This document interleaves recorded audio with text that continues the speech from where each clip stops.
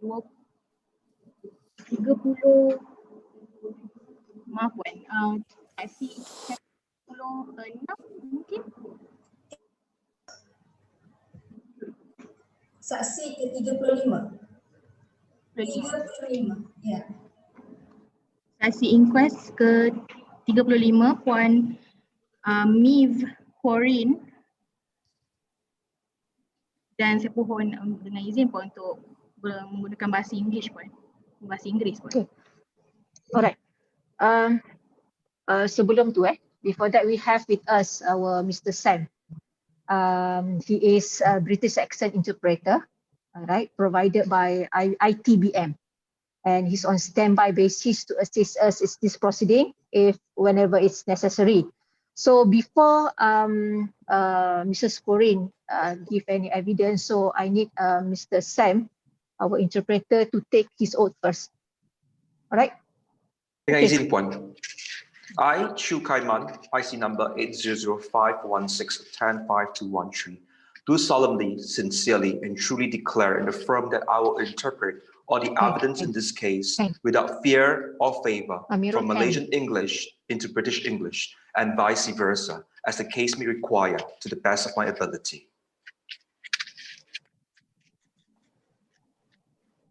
Okay, thank you, Mr. Sam. Okay, Mrs. Quoirin, you may turn on your video.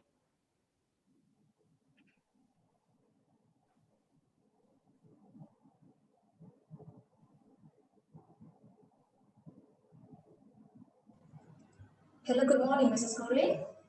Good morning. Hear me? Yes, I can. Okay, I believe you are ready with your oath, isn't it? You'd like me to read the oath? Correct. Okay, you shall proceed now. Yes. I, Maeve Quoirin, do so. Before that, yeah. I'm sorry to interrupt. Mrs. Quoirin, yes, you have to put down your hand that way. Yeah. I, Maeve Quoirin, do solemnly, sincerely, and truly declare and affirm that the evidence which I shall give in this case shall be the truth, the whole truth, and nothing but the truth. Thank you so much. Mrs. Quoirin, can you please tell the court what is your age now? I'm sorry, could you repeat that, please? What is your age now? My age? I am 47 years old. And what is your current address? My current address is 4 Benjamin Mews,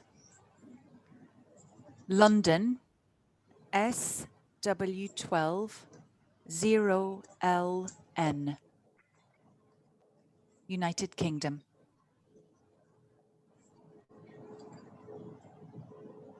Mind to provide your international passport numbers? My passport is an Irish passport. I don't have the number in front of me, but I can certainly get it if you would like.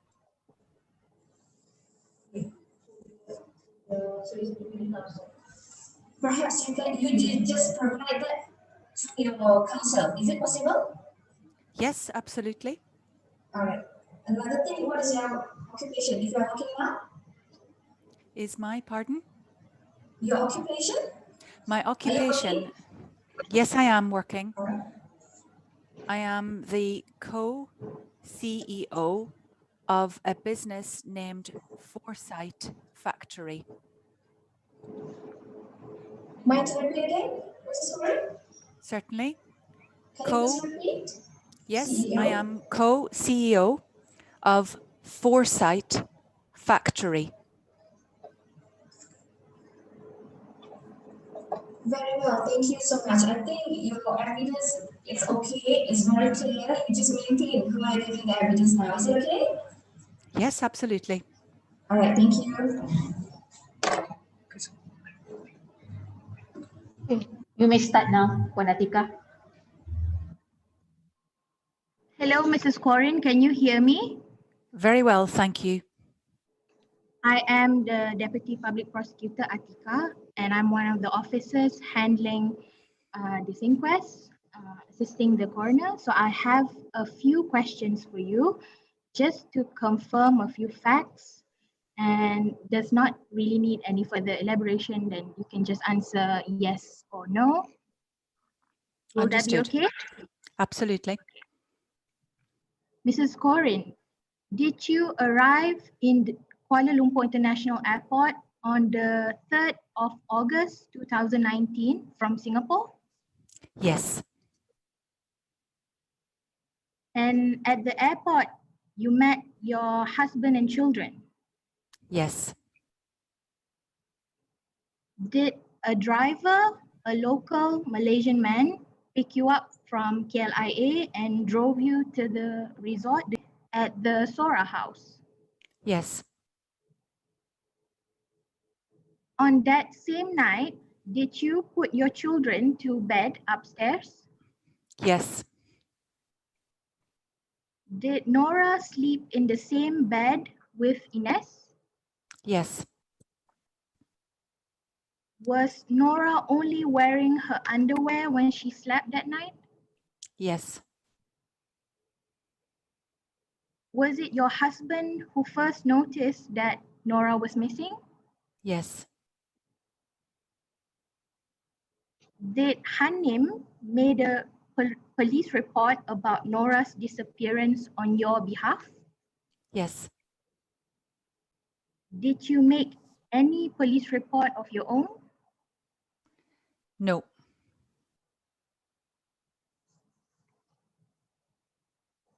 Did you participate in the search for Nora?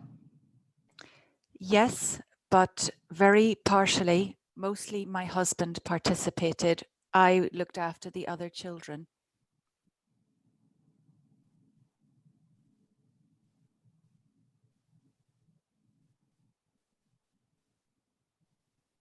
Did your family members participate in the search for Nora?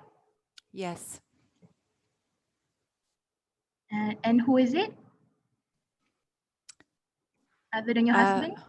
Yes, it was a family friend, Dominic Graham, my brother, Michael Agnew, my sister, Aisling Agnew. I can help you with spelling if you wish. My father, Michael Agnew. Those were the main family members who also participated in the search. Can you spell the name of Aisling Agnew? Certainly. A-I-S-L-I-N-G.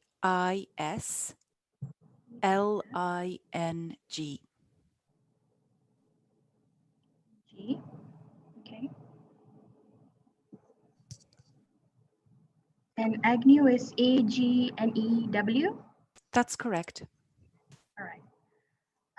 Mrs. Quoirin, did you give the police a piece of clothing that belongs to Nora to help the search? Yes, several times.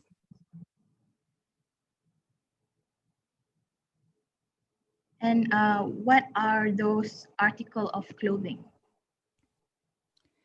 The leggings and the long-sleeved top that Nora wore during her journey to Malaysia. So items of clothing she'd been wearing for a full night's overnight flight from London.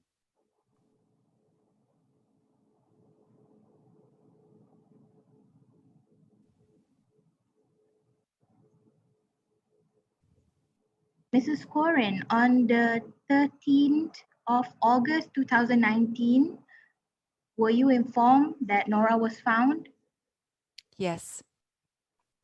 And by who? By a group of volunteers that had come to support the search and rescue effort. The person who informed you? Was Nick, the police officer, our liaison officer, and he was accompanied by an Irish police officer.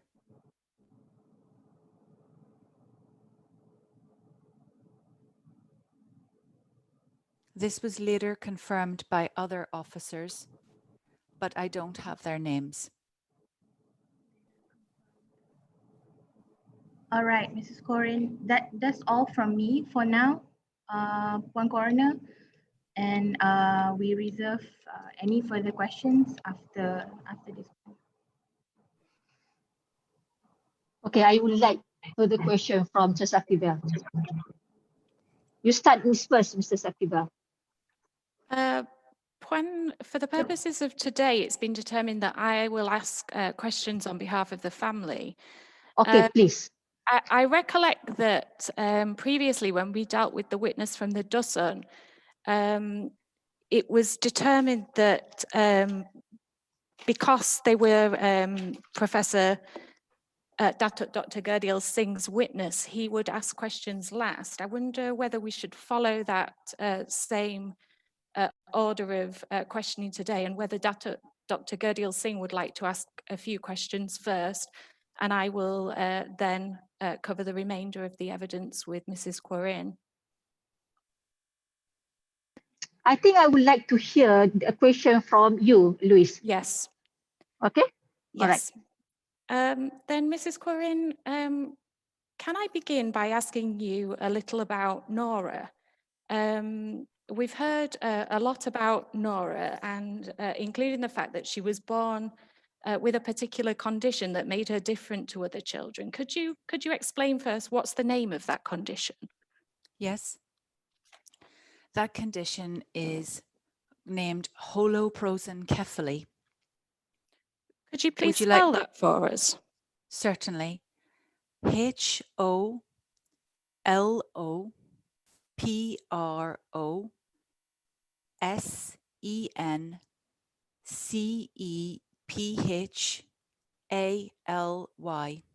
Thank you. Would you like me to explain what it is? Yes, please. It's a condition whereby the two hemispheres of the brain are often found to be linked or fused together, where that shouldn't be the case in a normal brain, or that the brain is smaller than normal, than expected, and whereby certain physical issues prevail, such as a central dominant alignment in the body. So, for instance, when Nora was born, she could not breathe well because her nasal passages were too close together.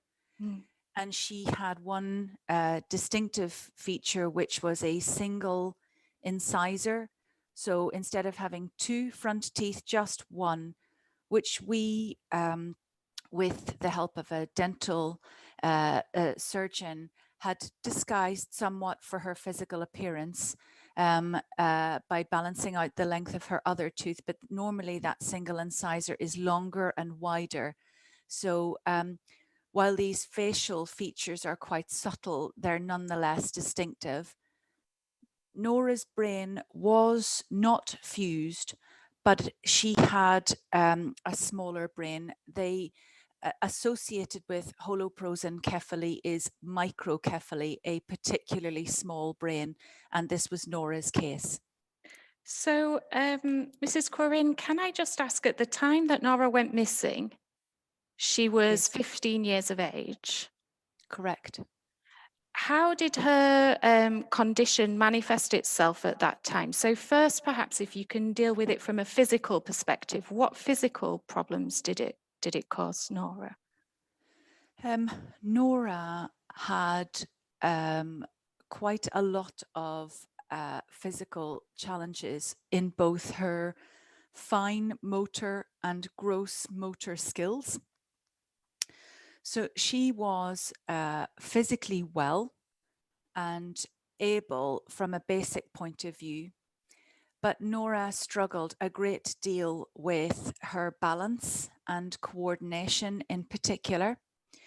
So she would have to, for instance, if she would try to run or move quickly, she would have a lot of difficulty with that, or had a very awkward gait.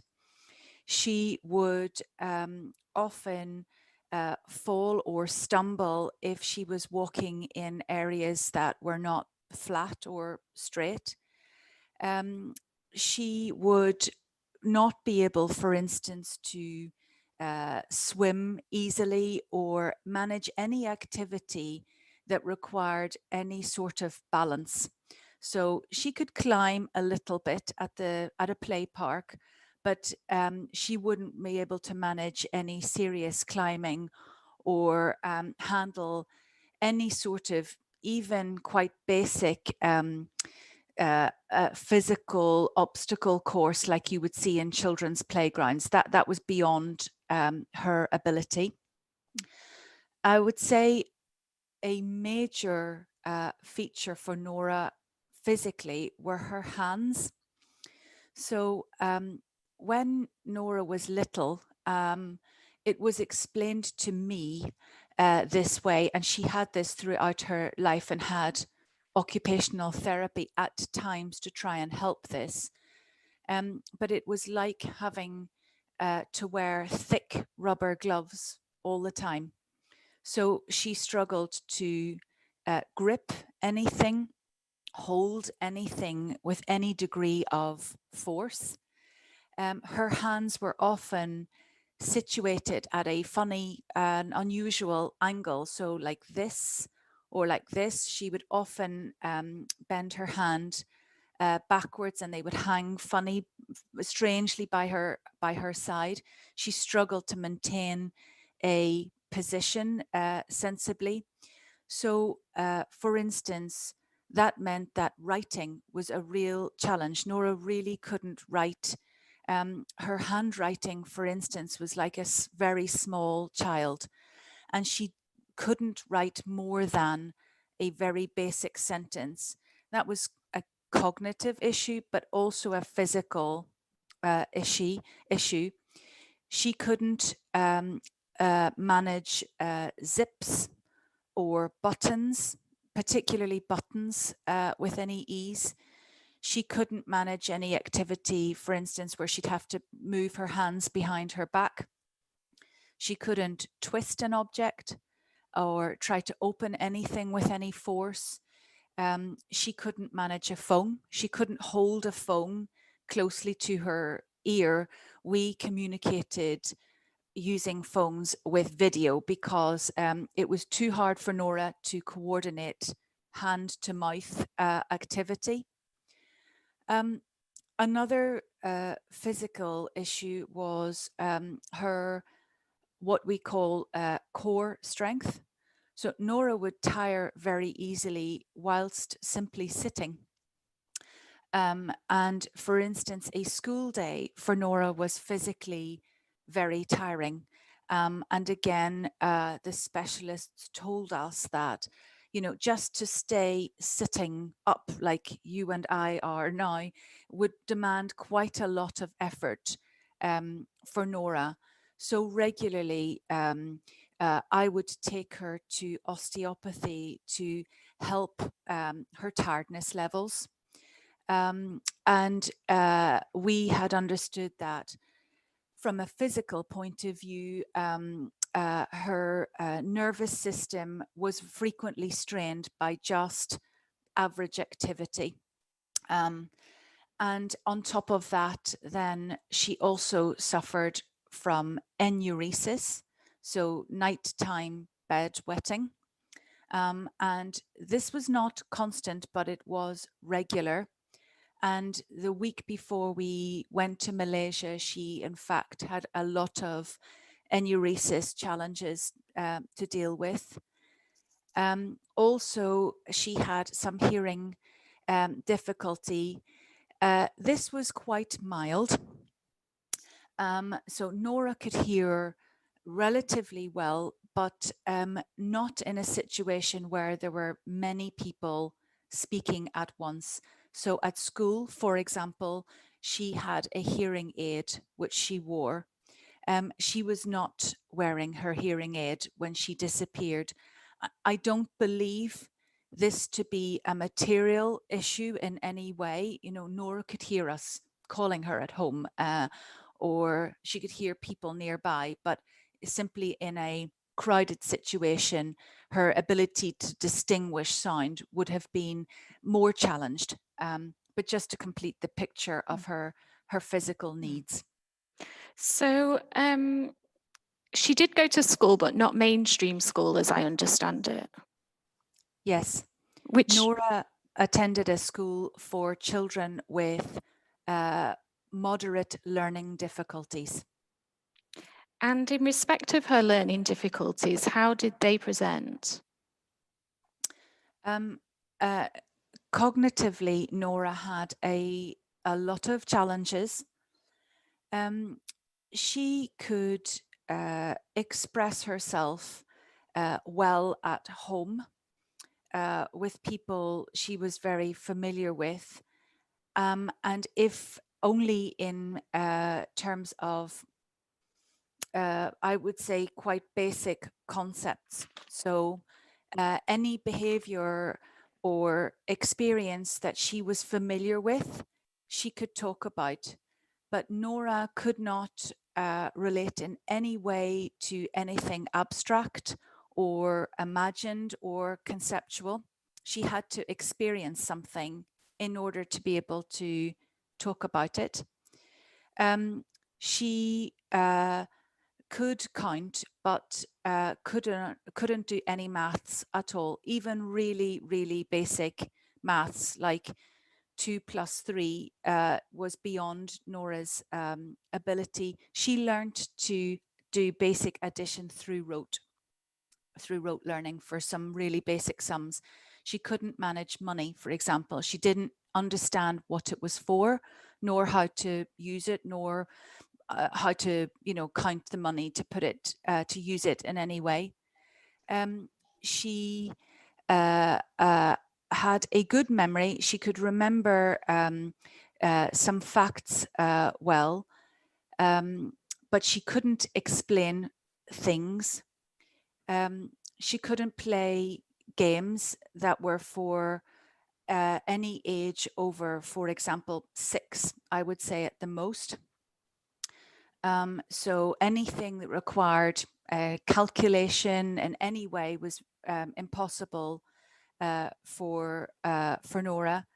There were lots of things that Nora needed a lot of basic help with. So you couldn't give Nora more than one basic instruction at once. So if you say, go upstairs and put your pajamas on and brush your teeth, maybe one thing would happen, but not 3 things. At school, she could learn very basic stories, but that was really it. She couldn't, they didn't study much beyond simple English structures in sentences. That was the maximum.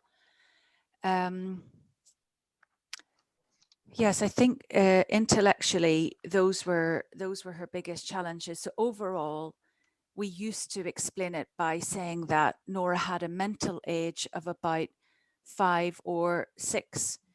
In truth, for some things, she could relate at a slightly older age with her siblings in situations that she was familiar with.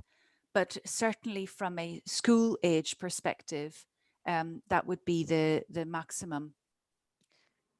Just dealing with Nora's level of independence, first of all, what was her relationship with you in that regard? Very dependent. Nora wasn't autonomous for most things in her life. She could get herself dressed as long as it didn't involve any difficult items of clothing. So again, no zips, no buttons, no awkward things to put on. But she would struggle with that. So for instance, tying something behind her back needed my help. She needed help with her hair. I brushed her hair every day. She could manage a basic shower. She knew how to wash herself with soap, but again, often needed help. She couldn't wash her hair. She couldn't manage shampoo easily. She could put it on, but she couldn't get it off again. So daily showers, for example, required support. Brushing teeth, she could manage, but not very well, not confidently. And we had to support with that. She had shoes that we always bought her shoes with Velcro. So, you know, sticky Velcro, because she couldn't manage laces or difficult, you know, fasteners. So she could put her own shoes on, but only because they were adapted. Nora didn't do anything really at home without my help. So if we were doing a family activity, she would be sitting beside me or her dad. But you know, she'd often immediately be turning to me for help. She never went anywhere by herself. So, for example, to go to school, a taxi collected her every day, and where she just had to walk from the front door to the end of our driveway, which is simply the length of one car. So just a few paces, the taxi would collect her there and bring her to school, because she couldn't manage, you know, a more autonomous form of transport. Let's see. I guess for most daily activities, Nora needed my help in some way.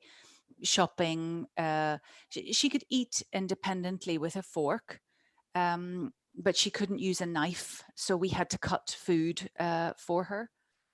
I'm trying to think of other basic activities you do every day that she would have needed my support for, but basically almost everything. And her confidence levels, for instance, around people outside of her immediate family, how was she in that kind of situation? Nora was an extremely shy and nervous child. So even with, well, she knew obviously our immediate family, and by extended family, I mean my parents, her grandparents, my siblings and their partners very well. She was, you know, very familiar and comfortable with them. Beyond that, Nora was deeply nervous and really would not ever speak to any individual easily, even people she'd known for a long time and would regularly see. Her standard response to when she would meet people who would say, "Hello, Nora," she wouldn't reply, and she would often drop her head and stare at the floor. And Nora, I believe, always thought, if I can't see them, they can't see me. And it was like she wanted to block people from her mind. She was too scared and too intimidated to conduct even basic conversation with even familiar people. So she was easily intimidated and very quickly overwhelmed. Nora would frequently meet a question from me around it. Nora, will you try, or would you do? Her standard response would often be, I can't, or no, or I can't do that. And so we know that she approached most situations with extreme nervousness. The other thing was, I think that's important about Nora, particularly in situations where she was less familiar, was Nora was not curious. She relied exclusively on what was familiar and what she'd experienced. So she didn't want to try anything she didn't already know before, and certainly not without me there to hold her hand. She didn't wonder about other places. She never went to the shops by herself. She didn't ask about going anywhere. You know, she spent most of her time at home with people she knew well or at school. When she first went to school, she was extremely shy and quiet and struggled to participate in class. That gradually improved. In Nora's school, classes are just sizes of 10, 11 children. So with her immediate class, she was comfortable with those children. But for example, if she met one of them at the park, she wouldn't easily say, hello, let's play.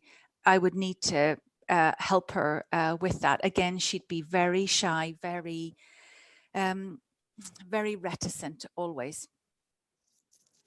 And so emotionally, what was your relationship like with Nora, with your daughter? Extremely close. So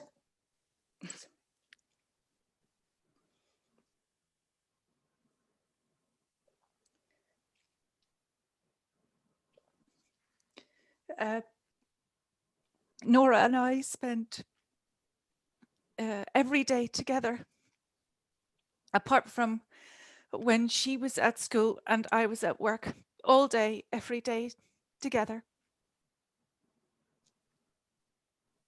Sorry. So moving now to take you back to the decision to go on holiday, a family holiday in Malaysia. What made you choose Malaysia? Two main reasons. My brother lived in Singapore, and we had taken the children to visit him in Singapore 2 years prior.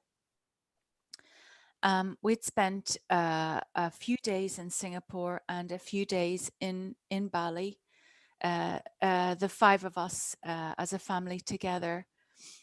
And the children absolutely loved that experience. They were very excited.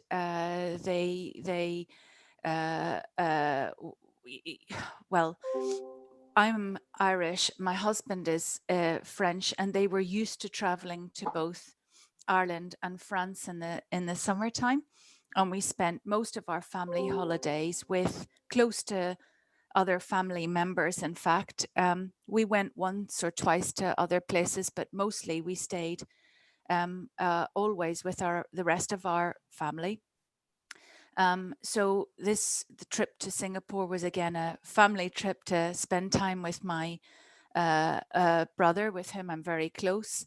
And of course, the children enjoyed that, and also seeing something that they was different, but still with people they knew. We wanted to repeat that experience, and so I looked for family-friendly destinations nearby. Malaysia was a very obvious choice in that regard. We had some family friends, some friends of my husband's in particular, who were able to talk to us about Malaysia. She's Malaysian, he is French. They talked a lot about how they'd holidayed there with their young children. In fact, they recommended the Dusun to us. And I suppose the second main reason, apart from wanting to visit my brother, was that I, through work, had the opportunity to go to Asia and needed to be in Australia and actually Singapore for a few days, which was why I spent some days ahead of the rest of the family in the region and joined the family from Singapore rather than flying from London.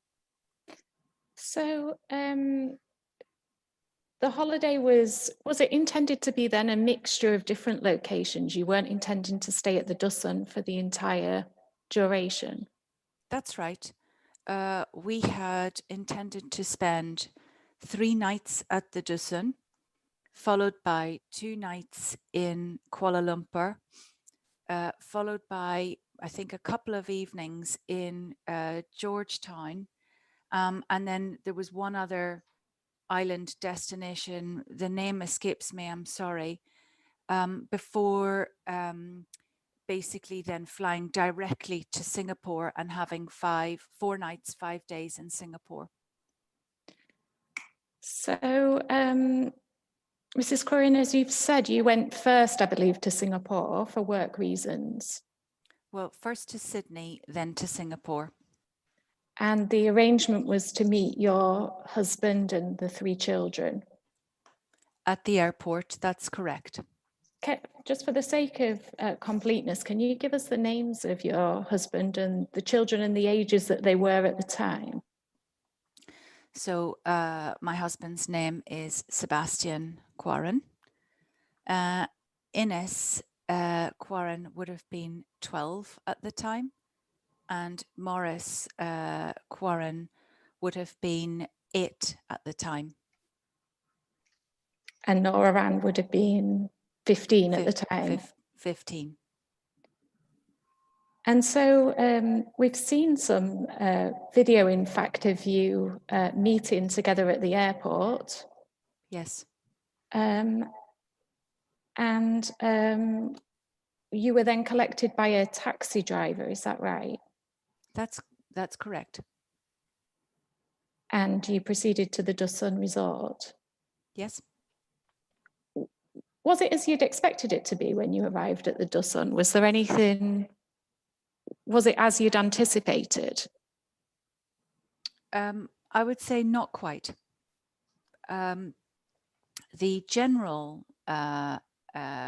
resort area was as I expected. There are photographs on the website of the pool area, and that did look more or less like what I expected, perhaps a little smaller, but not in any way anything that I was surprised by. When we got to our chalet, the Sora house, over the course of the first afternoon there, I did think that the condition that the chalet was in was not what I had expected, and certainly not for the amount of money that it was costing to stay there. I had understood that it would be of a higher standing. I noticed things like marks on the walls, some peeling paint, just a general sense that the house was a little worn and needed what I would call, just a sprucing up, a bit of a refresh. Nothing more serious than that, in all honesty, in terms of my first impressions. But I was a bit surprised by that. I felt it looked like it hadn't been decorated in a while. You arrived at the resort. Who did you meet when you arrived at the resort? The first person I noticed was Hanem and her children. I, from memory, think that she was sitting on the steps just in front of where cars arrive with her youngest child. And, I love children. You immediately see the young child who's smiling, who's playing. You think, oh, that's really nice and friendly. And they said hello. They didn't interact particularly with us. We were then immediately greeted by another lady who was visibly an employee there. Obviously, I didn't know who was who at this point. But this employee then was able to show us to the Sora house, which she did very quickly, took us across through the cafeteria, across the pool area to the Sora house. So we saw very little, I suppose, in that first, hour of being there. And she spent some time just explaining how things worked at the resort and, some practical basic information that we went through with her. And then we were left to our own devices. And did she explain to you that it was possible to arrange walks and hikes in the jungle? She didn't explain that to me. I proactively inquired. I had spent time on the website of the Dusun, and the Dusun talked about various activities that were possible from the resort. And I immediately thought that a walk would be good because as a family, we love walking on the weekends. We're in a very urban environment here in London, but we live near parks, and we often go for just, an hour's walk in the park together. And I thought a walk in nature would be a nice thing for us to do. As always, I had to think about what Nora could manage. But Nora was quite good at walking as long as I was with her and it wasn't too technically complex. And it said on the website that the walk was suitable for children from, oh goodness, I think 8 upwards. So I thought, definitely not too difficult. If a child of 8 can manage it, Nora, with my help, would be able to manage it. So I was keen to do that. And I asked about whether that was possible and suitable for families. And I was told that yes, absolutely. And so we tentatively booked that as an activity for us to do on the Monday. So not the day after our arrival, but the morning after that. So following the discussions with the employee, and you were left, as you say, to your own devices, what did you do with the rest of that Saturday afternoon?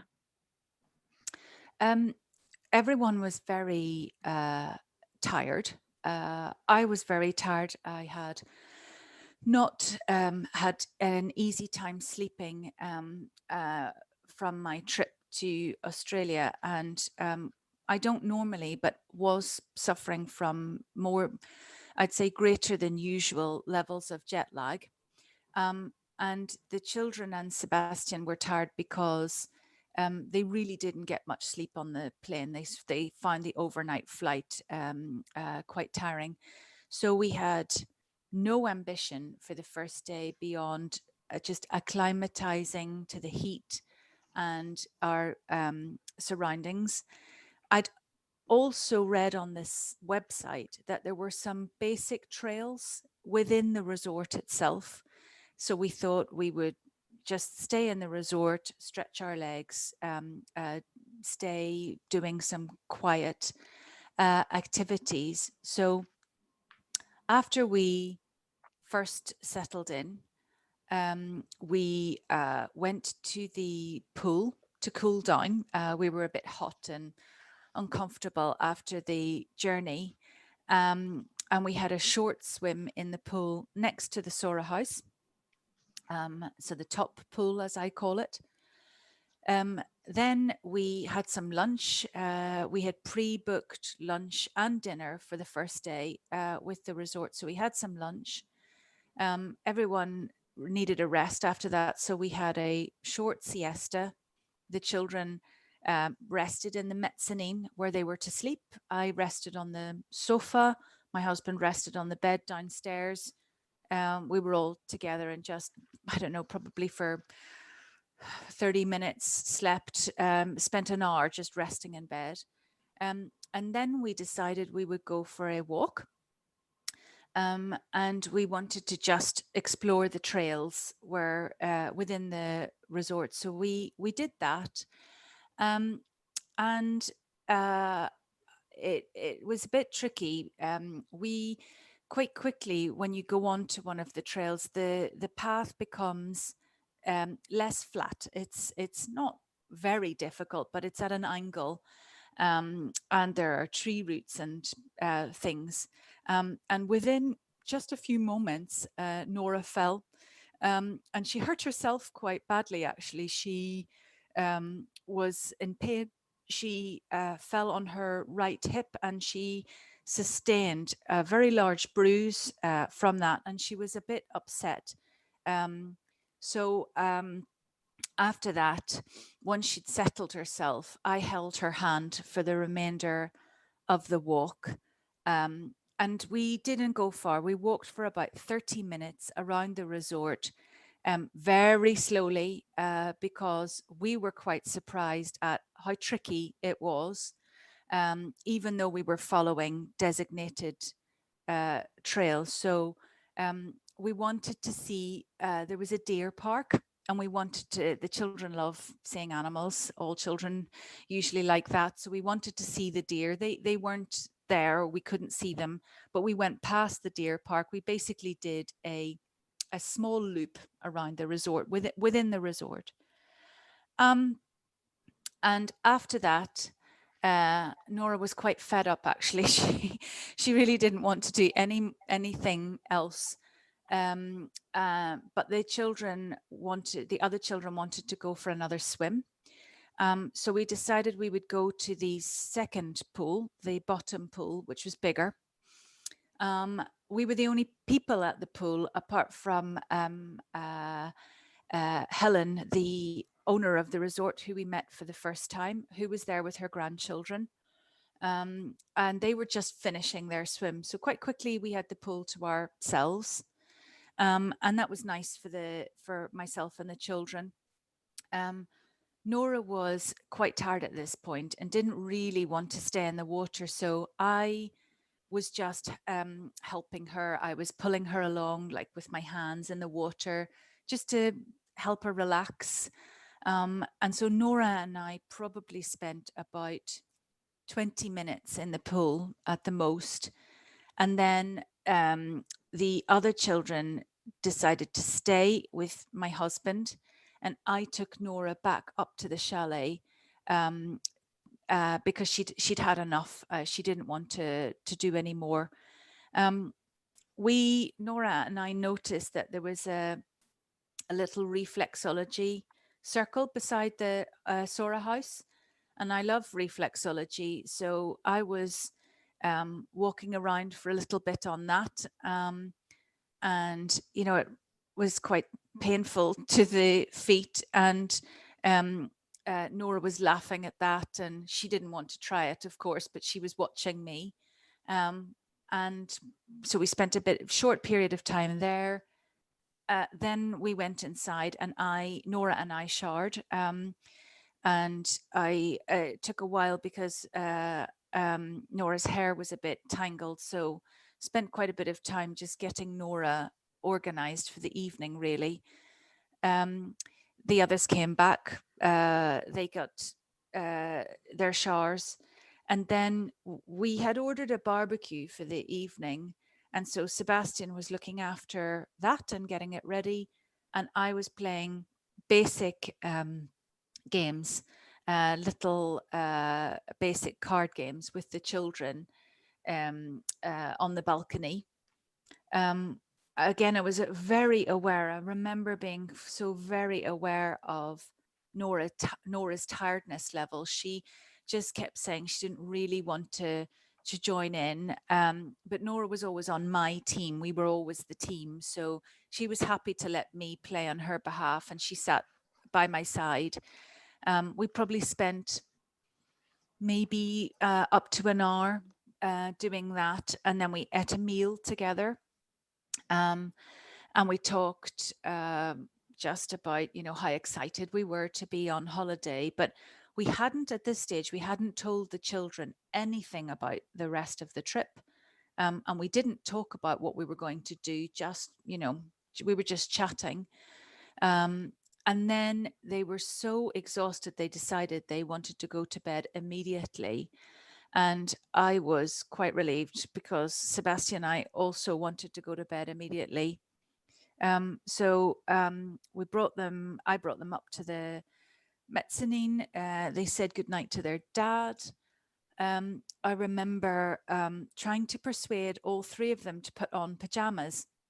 And it was incredibly hot that first night, and they all refused completely to wear any clothing. So they all slept in just their underwear, which is unusual. Normally they wore pajamas, but it was so hot they weren't used to the heat. So they all just had underwear on. And then, as normal, I tucked them up individually, one at a time in bed, kissed and cuddled them all, and turned out the light and went back downstairs.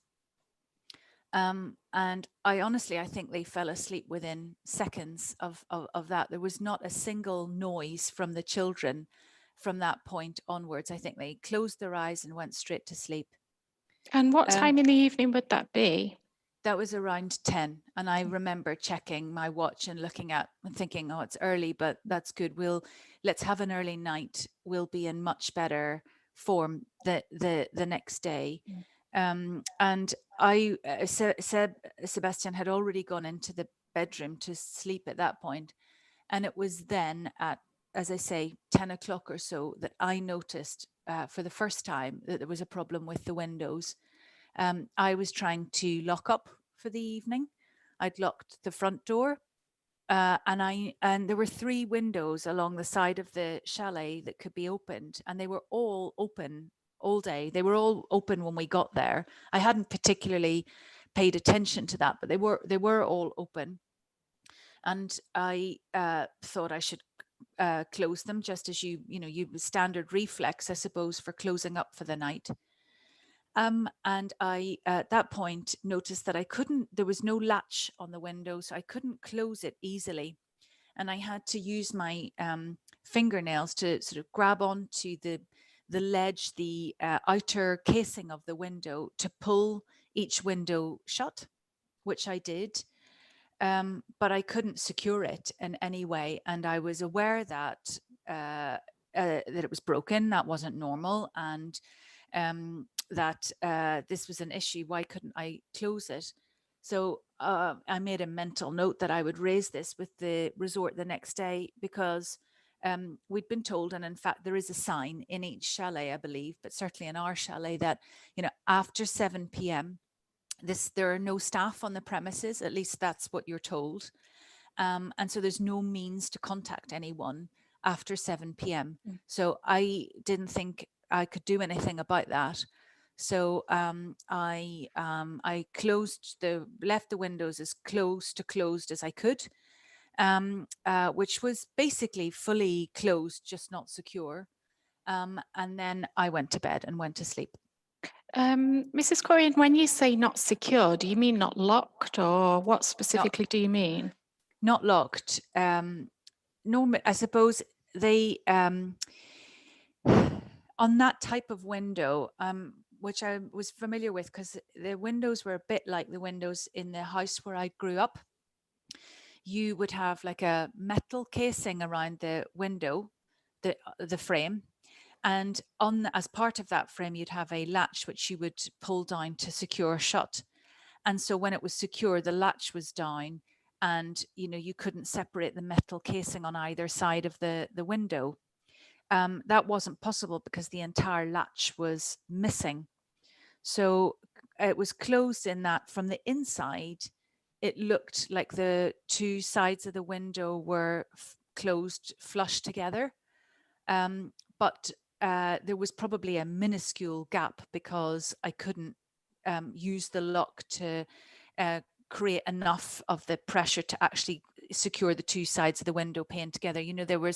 It's a window with 2 sides, and one side is permanently shut, it doesn't ever open, and then the right hand side of the window is the bit that opens. And it opened outwards. So I was pulling it in to close it. But then, as I say, I was looking for the latch to completely secure it, and it wasn't there. And that was the same across all 3 windows, by the way, of the house. And would it have been possible to open that window from the outside? Oh yes, you would. It would, in fact, it would have been very easy to open it from the outside. I wonder, Puan, if it's possible to share the photographs of the Sora house, just to have a more detailed idea of what we're referring to. Amirul, please do.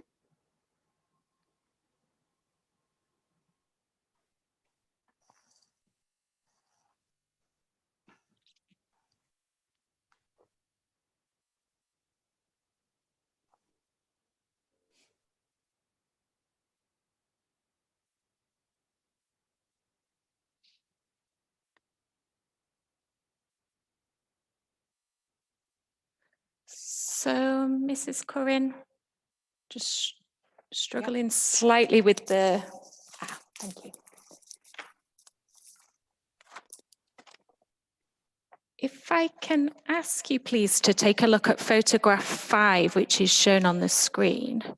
Yes, I see photograph 5. Is that the window that you're describing? Yes.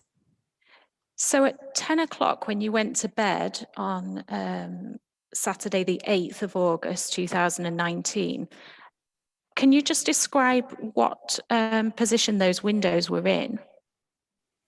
Sorry, Louise, the date you gave there was not quite right. Sorry. That's okay, just for to be precise. But otherwise, yes, that was the condition, although afterwards, the following day, in fact, after we'd signaled that we'd noticed an open window and so on, a member of the resort staff tried to fix the window, so it was subsequently tampered with, but otherwise, yes, that was how the window was. So photograph 7 illustrates that the window is some way off the ground. Yes.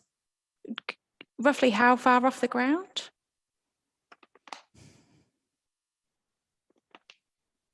Maybe my waist height, something like that.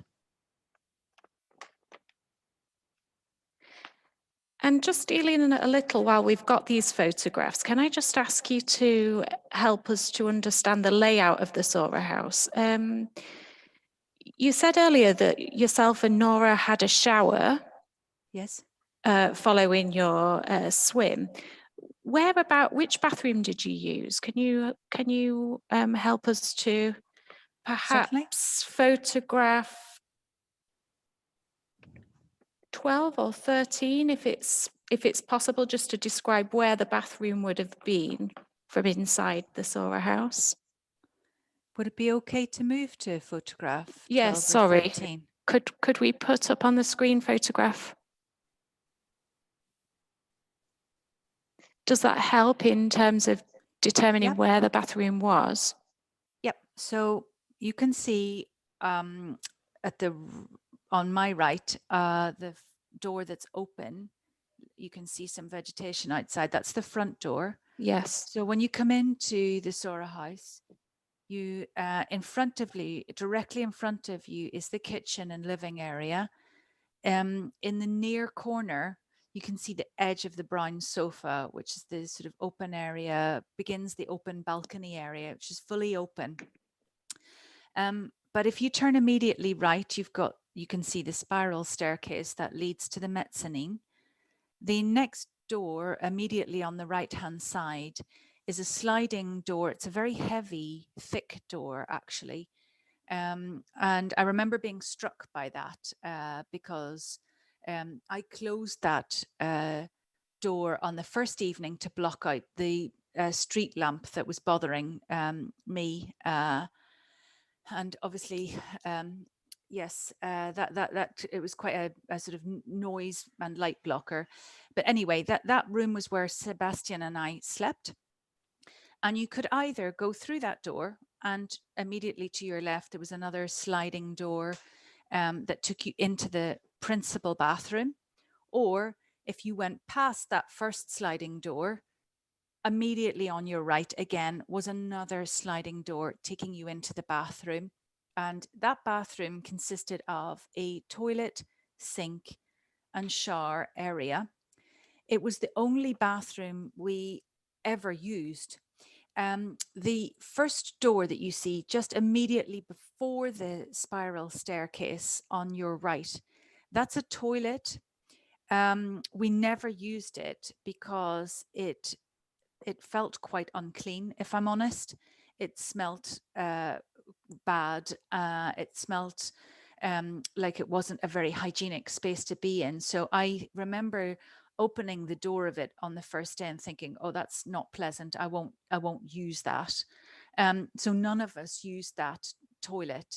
And it was just a small toilet room. So we ignored that. We only used the bigger bathroom, which was, as I say, adjacent to and just past the bedroom on the right-hand side. And just so the window that we're referring to, so from photograph 12, yes, the window that you closed but wasn't secured at 10 o'clock would have been the other side of the room. That's correct, directly opposite the front door.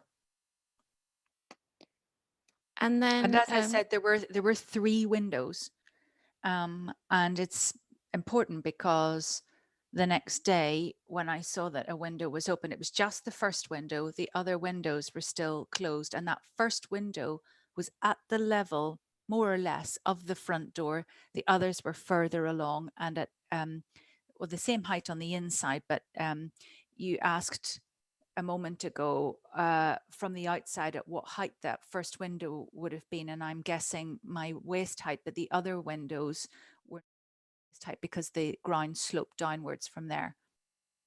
So they would have been higher or lower? They were all at the same height, but they were inaccessible from the outside because the ground was level with the Sora house indoors for the first window, but then took a significant steep dip downwards from there. The front of the house was suspended, if you like, over the terrain. Mrs. Quoirin, just for this, again, for the sake of completeness, photographs 14 and 15, can you just describe, please, what we're looking at there? Certainly. I can't see them yet, though. Sorry, can we? Thank you. 14 and 15. So 14 is the mezzanine. And the thing you see most clearly in this picture is the double mattress. To the right-hand side of the picture, that is where Nora and Ines slept on the first evening. And then to the left of that is a single mattress where Morris slept. And Nora? Nora slept in the double mattress with Ines. Oh. You can just see in 15 the top of the spiral staircase as it opens into that mezzanine area. So you can see the mezzanine area is rather small. And then, so just returning, if we can, to the window. At 10 o'clock at night, you closed the window, but it wasn't secure. When you woke the next morning, what position was the window in when you awoke? Open, as you see it in photograph 5. I would say it wasn't quite as pushed back as it is in photograph 5. It was a bit closer to the wall than that, but it was very distinctly and quite widely open. So let's just discuss then the events of that night. As you say, you went to bed around 10 o'clock. Did you wake at all in the night? Was there anything that you heard or were aware of during that night? Yes, to an extent. I think I slept quite heavily, but it was quite like a jet-lagged sleep where you're aware of certain things without really being fully aware. You know, you're not in a sort of deep sleep all the time where you're completely unconscious. You know, I was aware at a couple of points in the night of feeling a bit uncomfortable, a bit unsure of where I was, a bit confused, I suppose. But mostly I slept very well. I was aware of a few things, though. As I was falling asleep, I was aware of voices. And I was quite sure those voices were outside because they were moving voices. And I could hear them moving past the chalet. And it sounded like people who were essentially on their way back to their chalet. I knew there was at least, I think there was one chalet, and I was aware that there was at least one chalet below where ours was, towards the pool area, the bottom pool area, and there was a path that led in front of the Sora house down to that area. So it sounded to me like the voices were moving across the front of the chalet and down towards their area. There was some muffled sounds from the house towards the bottom of the resort. I think there were a group of young people staying in that. I think they were having a bit of a party. And while the Dusun is very clear to signal that, you know, it's a quiet, eco-friendly resort, and to please respect the, you know, the sanctuary of the resort and not make disturbances. That house was making a few disturbances initially in that evening, and I could hear that. But you know, that didn't disturb me for very long. I fell into, I believe, a rather deep sleep after that. At one point, I remember thinking that I wanted to get up to go to the bathroom, but I didn't, because I thought that if I moved, I'd wake up, and I was so worried about yet another evening in a row of jet lag that once I was up, I'd stay up. So I didn't leave the bed at any point. And then I do also distinctly remember being aware of muffled sounds in the chalet at another point. And it almost felt very close, and like there was some movement, possibly things being moved around.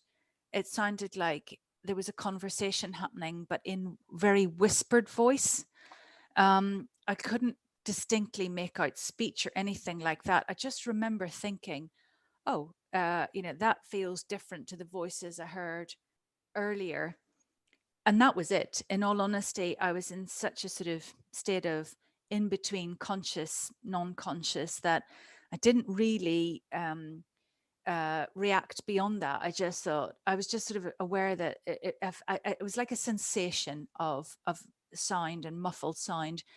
And a feeling that there was someone close, but not more than that. And then I slept deeply until around 6 a.m.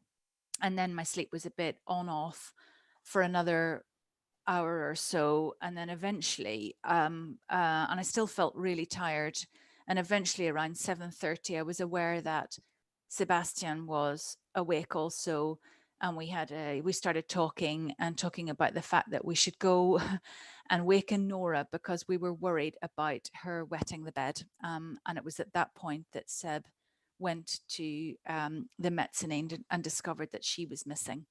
So that would have been roughly what time? In my recollection, I would say between 7:30 and 8 a.m. on the Sunday morning. So Sebastian went up to where Nora would have been sleeping. Yes. And discovered that she wasn't there. Yes. And what was the next thing that happened? Well, he immediately called to me and he said words to the effect of, "Nora's not here, Maeve, can you see her?" And I immediately panicked, because I knew Nora wasn't in the apartment. I could see, I was standing in the open area at this point, and I knew, and you can call it instinct as much as anything else. While I wasn't looking in the bathroom at that time, I just knew she wasn't there. I quickly raced around the apartment. Then I ran to the reception area. My first thought was, oh my God, if she'd got outside, she could have drowned in that pool. But I wasn't expecting to find her there, because Nora would have had no reason to go outside. But, she wasn't confident in water. So I thought about the pool. And I was calling really loudly for her, and I immediately saw two staff in the kitchen area, and I was, urgently saying, where's the manager? Where's the manager? And they couldn't really understand me, but I think they understood the sense that I was looking for, someone who was in charge. And I just said, please call the manager. My daughter is missing. And then I ran back to the chalet. All of this couldn't have taken more than, honestly, a minute, 2 minutes.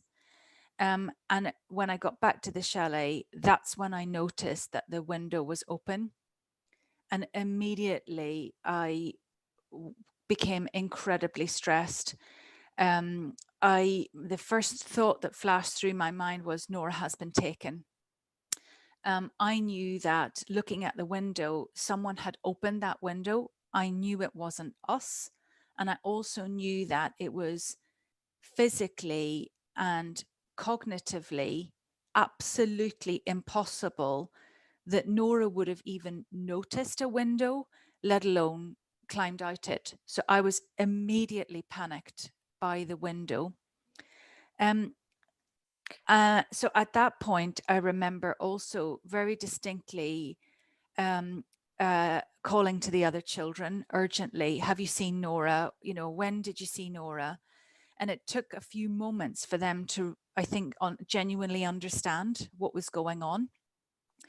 And I pressed Ines in particular, and I asked her a few questions, and I realized very quickly that Ines hadn't seen Nora in a while. And what had happened was Ines had got up while it was still dark, but just starting to be light, because, I pressed her for the details, to the toilet. She'd gone to the bathroom at that stage. And when she got back to bed, she realized Nora wasn't in the bed.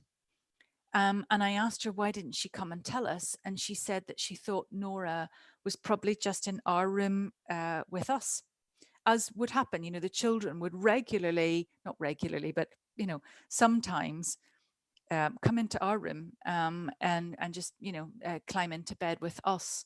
So it wouldn't have been unusual for her to think that. And so she wasn't in any way worried, and she just went back to sleep at that point. But what that meant was that we knew Nora had been missing then for some time, and that she and at that stage I started to think, really serious things. Like, again, I felt quite strongly that Nora had been taken. I felt that she wouldn't be found within the resort premises. But at that point, I was thinking, we've got to look everywhere immediately, as quickly as possible.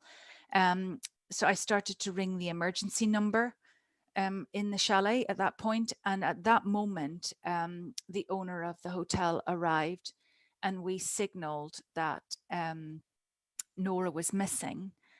And she was asking a lot of questions, as is perfectly understandable, about Nora, and, suggesting that she won't have gone far. The resort is safe. Maybe she just wandered out, and, she'll be somewhere in the resort. And I just kept explaining, Nora never even went out the front door of our own home, let alone in a resort in the middle of the night, not wearing any clothes. I knew Nora wasn't wandering around the resort, and I kept trying to explain to the owner that Nora had real learning difficulties, and she just wouldn't do that. She would have been too scared in the dark to go anywhere. So at this stage, I was pressing the owner to call the police and to raise the alert, because I was really very concerned that even with an immediate search party, it was going to be more serious than that. I knew it was going to be more serious than that. Mrs. Quoirin, I just want to go back just to obtain a few more details on a few things that you've said there. The first thing that struck me is that you said Nora would have been physically and cognitively incapable of getting out of that window by herself. Yes. Yeah. Can you please give us a little bit more information about what precisely you mean by that? Well, first of all, Nora had very little, I would say, physical strength. So, she couldn't lift heavy things or push or pull things easily. So she would have had to, work a bit and use probably both hands and push quite hard to open that window. She might have managed that if she'd really been trying. But then she would have had to, it was already at my waist height, so she would have had to then, climb. Nora wasn't very tall, so it would have been at quite a height for her. She'd have needed to use her hands and legs to coordinate climbing out, which she just wouldn't have been capable of that. It's as simple as that. And had she managed to climb out, I believe she would have struggled to get down safely on the other side, and probably would have hurt herself trying to do that. But even at that, I just can't see her, even in daylight, even knowing the window, and even with me standing there helping her, I cannot see how Nora could have physically climbed out of that window. From a cognitive point of view, Nora wasn't very spatially aware. So she didn't notice things around her particularly easily. It would have been impossible in the dark to even see the windows, but she wouldn't have known there were windows there to push. She certainly wouldn't have been, wandering around trying out different things in the apartment. She just wouldn't do that. If she got up in the night, it would have been to go to the toilet. Where I could have imagined her struggling was, for instance, if she'd been a bit stuck trying to get back up the spiral staircase in the dark and calling out for help for that, but certainly not pressing on windows that, she would have had no reason to press on. And like I said, Nora was not very aware, certainly not curious, and really scared easily of everything. So I think she would have been quite nervous in the dark by herself. And there's just no way she would have thought, oh, I'll press on this window. There's no way she would have wanted to get through the window. Nora was very aware of her own handicap. She knew she had difficulties. She often even underestimated what she could do herself. She just didn't try things she wasn't confident with. And if she had ended up outside in the dark, knowing what you know of Nora, what do you think her reaction would have been? So I suppose the other thought we had was, well, there's no way the window's it's just impossible. It's literally impossible to even consider from Nora autonomously.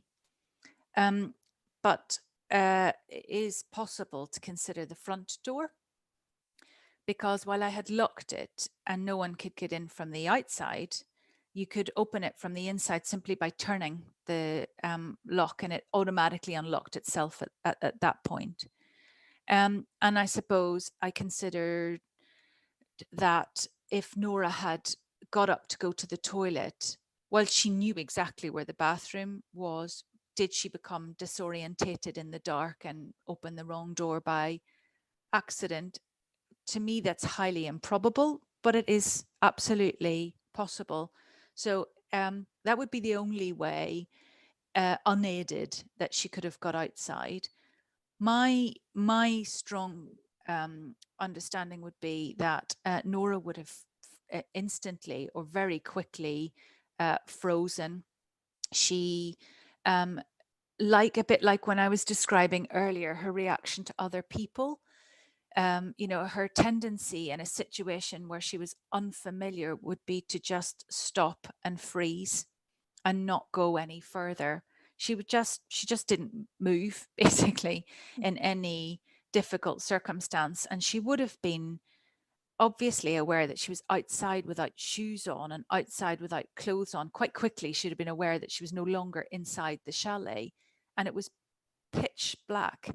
So, you know, we in subsequent evenings could see just how dark it was. And, you know, you're in an eco resort in the jungle, you know, there's a really dense canopy, so you couldn't see even your hand in front of you. And so Nora would have been absolutely petrified. And I believe strongly that she would have just frozen, and most likely have just after a while sat down and waited for someone to come and help her. You know, Nora didn't understand what it was to be discreet. She definitely didn't understand how to hide. She never wandered anywhere. She never crawled into things. You know, there was a tiny little play park right beside the Sora house with just a slide and a swing. And I remember helpfully the Hanum's husband saying, or maybe it was her father-in-law saying to me, oh, maybe she's hiding in the slide. You know, it's a little tubular circular slide. And I was like, Nora doesn't hide. She doesn't know what that means. She doesn't climb into things or under things. So I believe if she'd got outside, she literally just would have stood there or sat there and waited for me to come and get her. I interrupted you. You were in the process of telling us how that you attempted to alert the police and the authorities to the fact that Nora was missing. Well, we insisted repeatedly that take place, and Hanum understood that was necessary, and went herself to the police station. I think she understood that, obviously understood that translation was going to be an issue for us, and people in the local police station wouldn't perhaps have enough of a command of English to liaise directly with us. So she kindly handled that for us. I remember trying to get messages to her to tell them that the window is open. Please tell them that we found an open window. We believe, you know, we could be facing an abduction here. You know, this is really serious. I knew that it was going to be difficult to explain who Nora was. But so I was really insisting on that. I don't think she was able to get that across initially, but she was able to explain that someone needed to come and visit the property. They initially compiled an initial basic report of what she'd given them. She took our passports as part of making that initial police report happen. All of that took quite some time. Most of the morning, I think. In the meantime, resort employees had been mobilized to search the property extensively. Nora's dad, Sebastian, was searching everywhere. Other guests kindly volunteered to help. And one of the guests, another couple that were staying in the resort, came and spoke to us directly. They were an English couple, and they very kindly thought of asking me, did I need anything for the other children? They undertook some of the search themselves, walking through the resort, around the resort and its immediate vicinity. And then they also, the lady also suggested to me that we alert the embassies, which I did. I began then in the late morning, around, I would say, 11 o'clock, calling the embassies. And it was a Sunday, so that was not straightforward. But the first embassy I was able to make any useful contact with was the Irish embassy. And while that had to go through Dublin, quite quickly, Dublin got back in touch with me, connected me to their personnel in Kuala Lumpur, who then secured a translator and came and travelled immediately to the Dusun Resort to support us.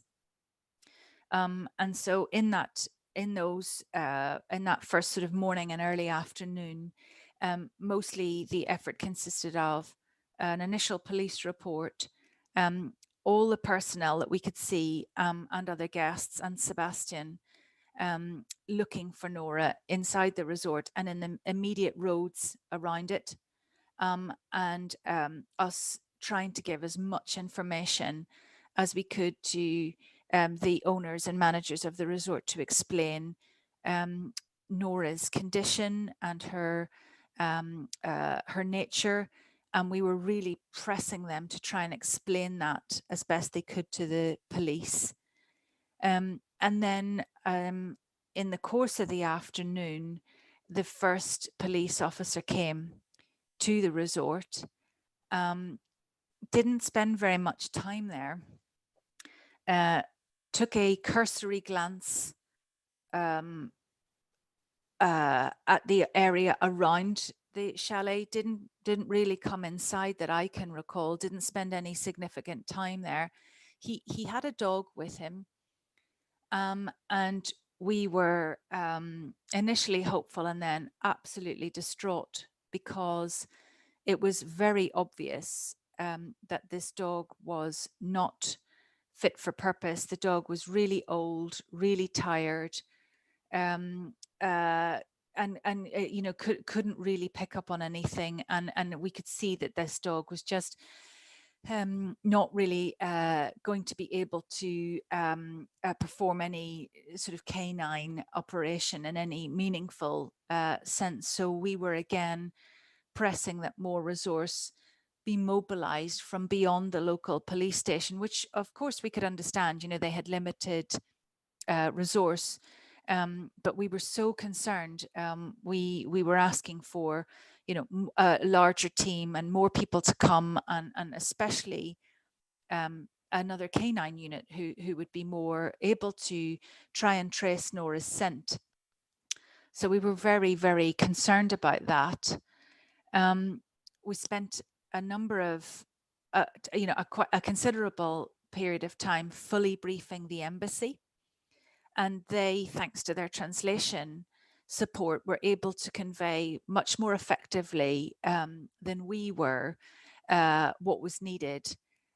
They were then able to mobilize more police. The police, then further members of the police came. We were interviewed, we gave initial statements. That was a very worrying process for me, because the officer that was sent to us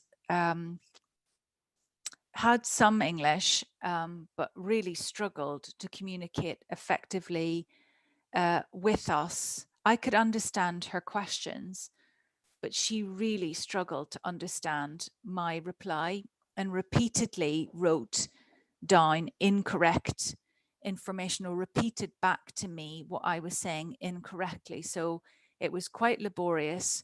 I was very concerned that we didn't have someone with good enough English to fully understand what was going on or any serious detail about Nora. So, for example, I was really trying to explain how Nora couldn't physically manage the window.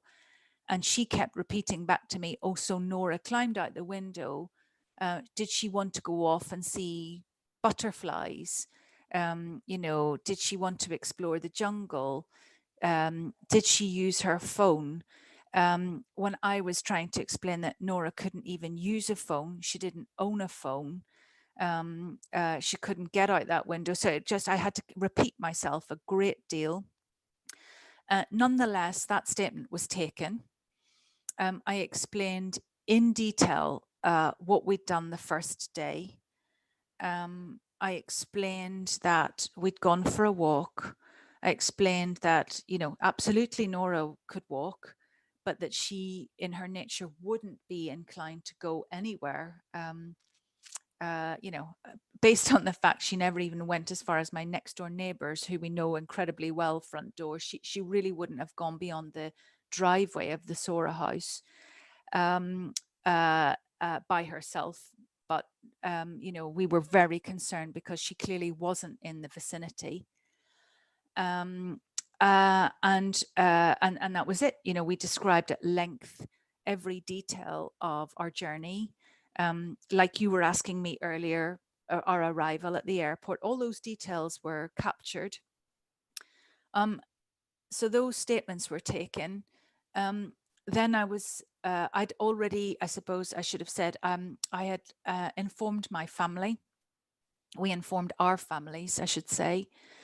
And because my brother was in Singapore, I phoned him first, and he immediately came with Dominic, a close friend of the family's, to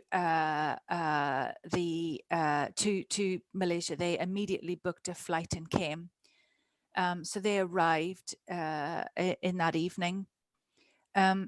Before it got dark, I remember also, you know, really asking repeatedly, you know, are the police going to start a serious search? You know, what will happen beyond the resort? I knew Nora wasn't in the resort at this point. You know, it's not that big. And even though it's very dense, you know, she would have responded to something, her dad calling, one of us calling for her. So we were told then that they wouldn't do any searches that evening because it was dark. And this was making us really, really worried, because I was acutely aware and thinking all the time that Nora had no survival instinct whatsoever. You know, Nora wouldn't know, for instance, that it was important to drink to stay alive. She just wouldn't know that. She wouldn't have known how to eat or do anything. She wouldn't have known. She probably wouldn't have even cried out for help, because, you know, she didn't do things like that. So I was very, very concerned that Nora, I suppose my most initial biggest concern was, apart from the fact that she'd, in my mind, likely been abducted, that had she tried to go anywhere by herself, she physically couldn't manage the jungle. I'd seen that with my own eyes when she'd slipped on a designated, you know, clear path. And I was very worried, given the steepness of the terrain, that she would slip and fall very quickly and seriously hurt herself, break a bone, knock herself unconscious against rocks. There were a lot of rocks around.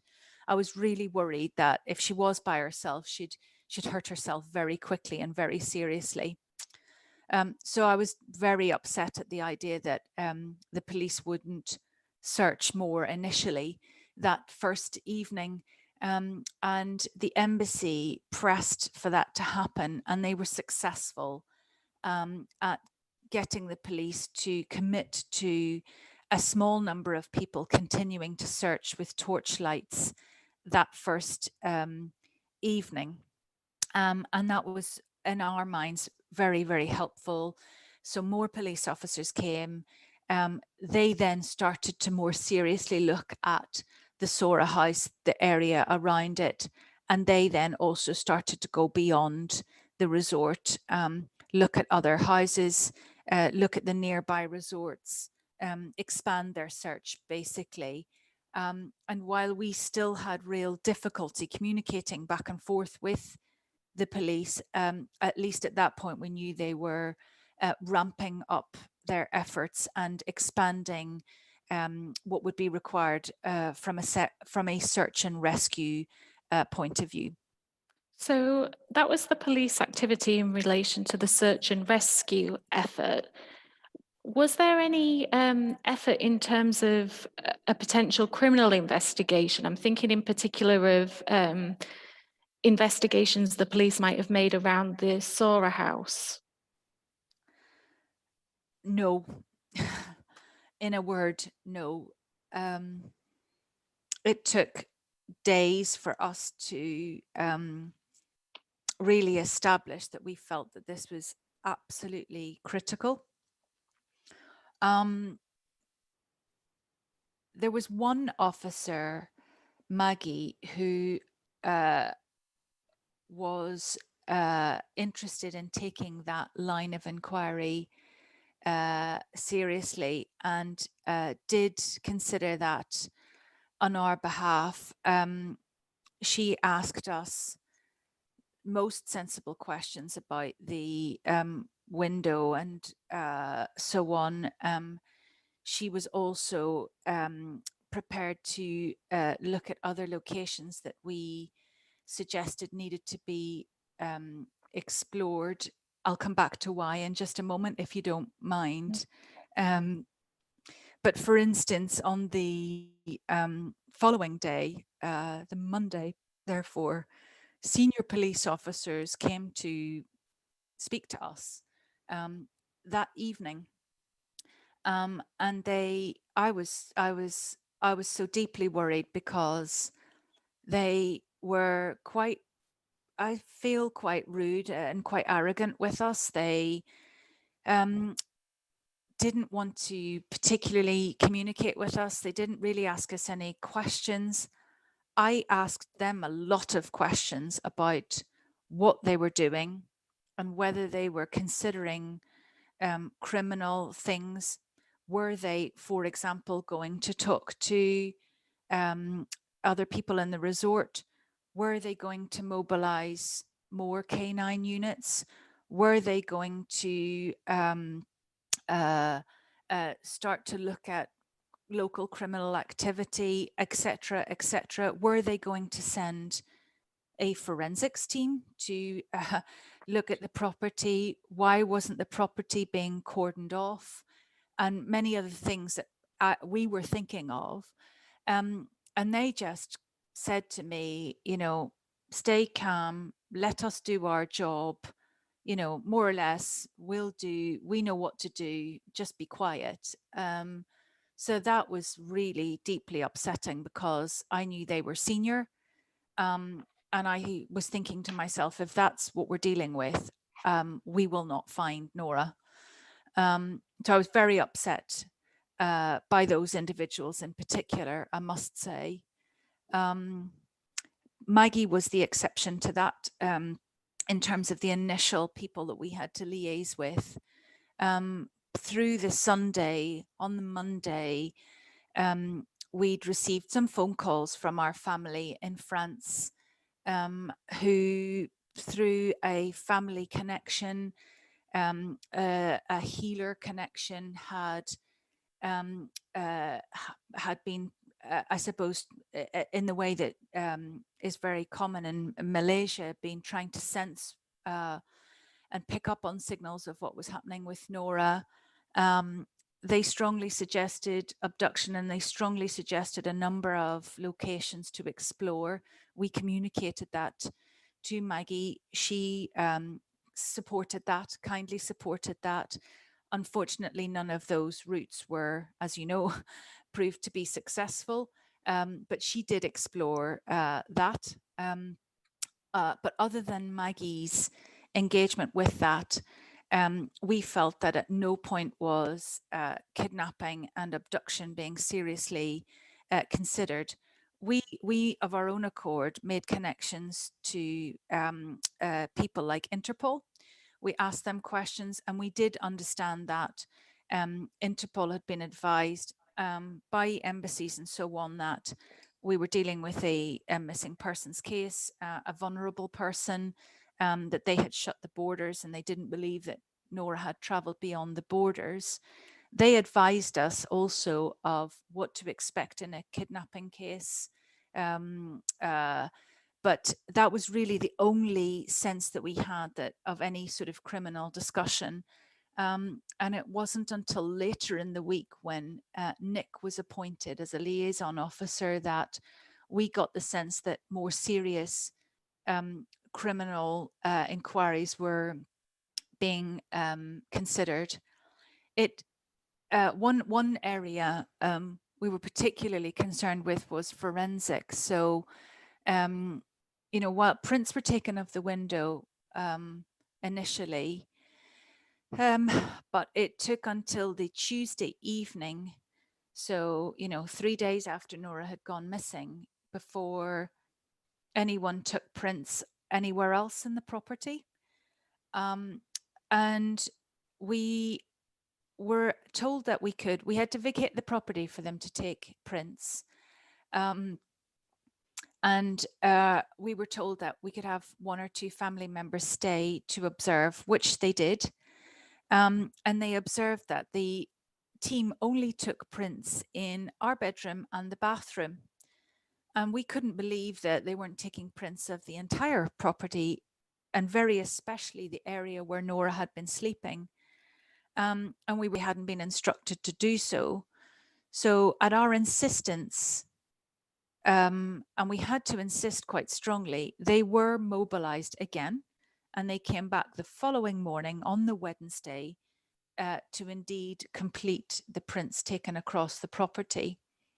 But we were very frustrated because by that point, my entire family had been in the property. Many members of staff had been in the property. People had tampered. Members of staff had touched the window. It would have been tricky. We also knew that, or we could get a sense that, the K9 units that had been deployed were not making progress. As asked before by the Deputy Public Prosecutor, I repeatedly gave our articles of clothing to the police. And we knew, because we were told, that the dogs couldn't trace Nora's scent in the immediate area, which again reinforced our concerns, because if she'd been wandering around the property, why wouldn't her scent have been detected anywhere? And so that was a real area of concern for us. And we knew from listening to Malaysian radio reports as well that the very, very dominant resource committed to finding Nora was in search and rescue, which I must insist we were, really impressed by. We were impressed that lots and lots of, including very specialist officers, had been deployed to look extensively for Nora. And we were really happy about that, and very, reassured that helicopters, drones, specialist resources were used for that. And, we were especially touched by how many local people were searching for Nora, and that, local healers were coming constantly to the home. We could see that people were really doing their absolute best. And, to this day, we remain so grateful to everyone who tried their best. But we could see that so little resource was being committed to a criminal angle, and we were very worried about that. And there are still elements of that worry me greatly. And I wondered, for example, why it took several days before staff members were properly interviewed and properly investigated by the police. And again, I still have questions about how thoroughly that was done. But I'm sure I am not best placed to comment on everything that the police were not doing. I can only give you my own understanding, which was that the dominant commitment was in search and rescue, and it took a long time to mobilize and convincingly explore any possible criminal route. And I believe critical evidence was lost in that, if it existed, if it ever existed, would have been lost in that time. Mrs. Quoirin, you referred to other family members coming to the Dusson to support you. Can you just give us information? Who came and when did they arrive? So I mentioned my brother and Dominic, our close friend, who arrived on the Sunday.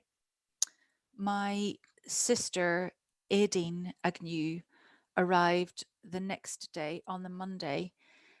And the day after that, my parents, Ethna and Michael Agnew, my sister, previously mentioned Aisling Agnew, and my aunt, Bridget Kelly, all arrived. And they stayed with us through the remainder. I'm sorry, an omission on my part. Before they arrived, my sister's husband, Matthew McAllister, also arrived. He flew directly from the US, where he had been working. He was due to be flying back to home in which is Glasgow, but he rerouted his arrangements to come directly to Kuala Lumpur. So Matthew was also with us. And then later in the week, and I'm sorry, I'd need to refer to my notes. We made notes on what was happening every day because so much was happening, and I have a little journal here if you'd like me to reference it. But my other sister, Aideen, her partner, Dario, arrived later in the week, probably the Thursday. Those were all the family members, and all those family members then stayed with us until after Nora was found.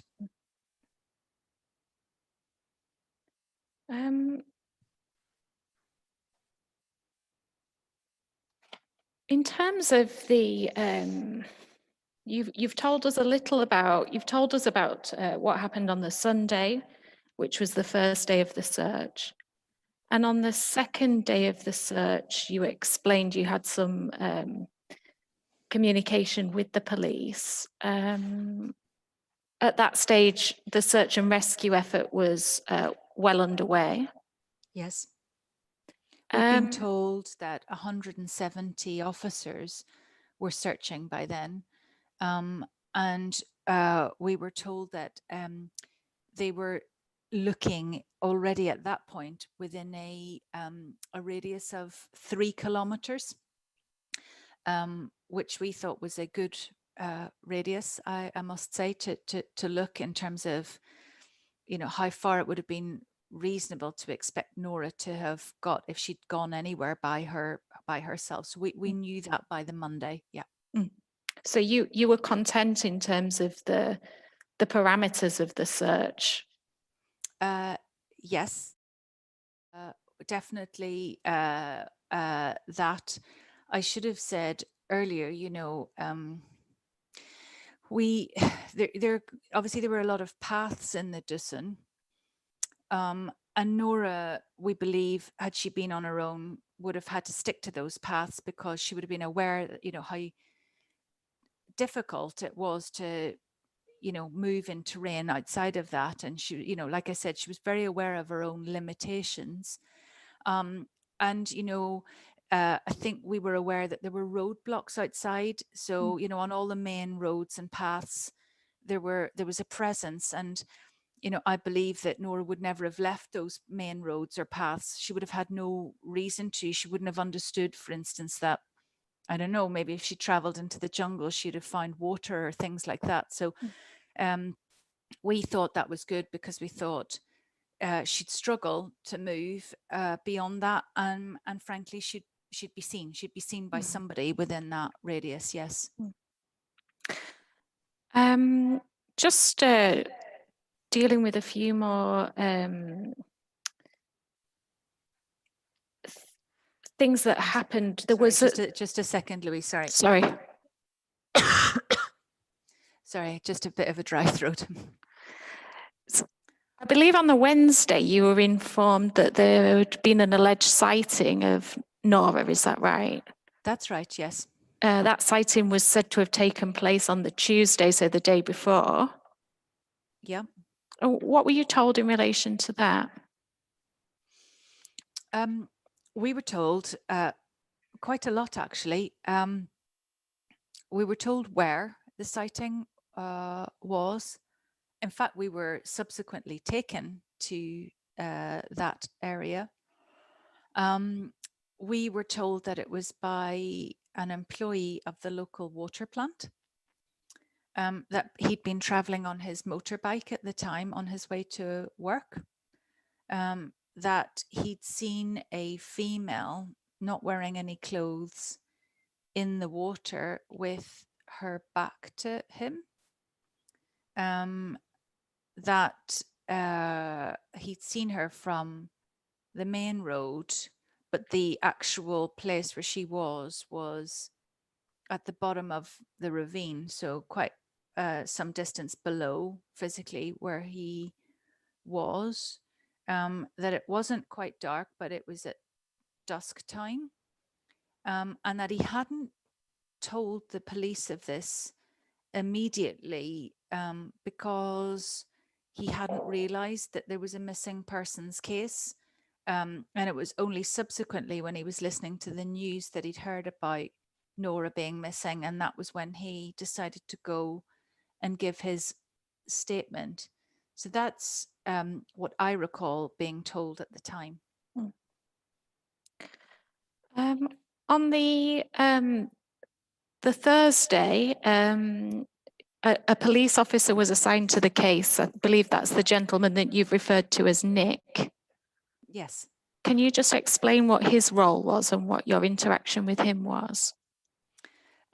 We had a great deal of interaction with Nick. We were told he was assigned as our liaison and communications officer, but that also he had a role in coordinating efforts and communicating across the wide number of people who were being deployed in the search. It was quite clear to us that he was communicating across multiple divisions. He was also liaising with, the international police who were there by that point. So a local, a Singaporean-based French officer had been sent to us. 2 British police officers had been sent. So one from the Met Police, Metropolitan Police, one from the National Crime Agency. These were officers in the region. We were later sent an Irish police officer who I believe is normally based in Thailand or Paris, and he'd come from, maybe I'm getting confused on that. I forget I said Thailand. He was based in Paris. So Nick was also liaising across all of those people who were consistently liaising with our embassies on a daily basis, twice daily, in fact. And that was another issue for us because they weren't really able to or allowed to help in any meaningful way, but they were doing their best to offer assistance. So Nick was talking to them. He was very good at keeping them informed, invited them to all of the briefings and so on. He also coordinated us. So, for instance, there were different things that we were asked to do, talk to various officials. At one point, we had to have blood tests taken. Repeatedly, we had to make more statements. And he did tell us every day about how many people had been deployed, where they were deployed. He explained that every day between a 2 and 4 kilometer radius was then being searched. He also was able to tell us about then the subsequent criminal efforts that were put into place, such as employee interviews, such as local criminal activity being more carefully looked at. And I suppose we were unclear to what extent Nick actually had a role in taking decisions or directing specific operations, but we knew he was fully involved in understanding what was happening and making sure that, you know, people were doing different things at different times of the day. So we had a lot of contact with him. And I believe it's right that on the Friday you determined to actually offer a reward for information regarding Nora. Initially, well, we discussed it a number of times, and we discussed it with Nick as a strategy. Initially, there was real concern that this could distract efforts, that we could be flooded with a lot of insincere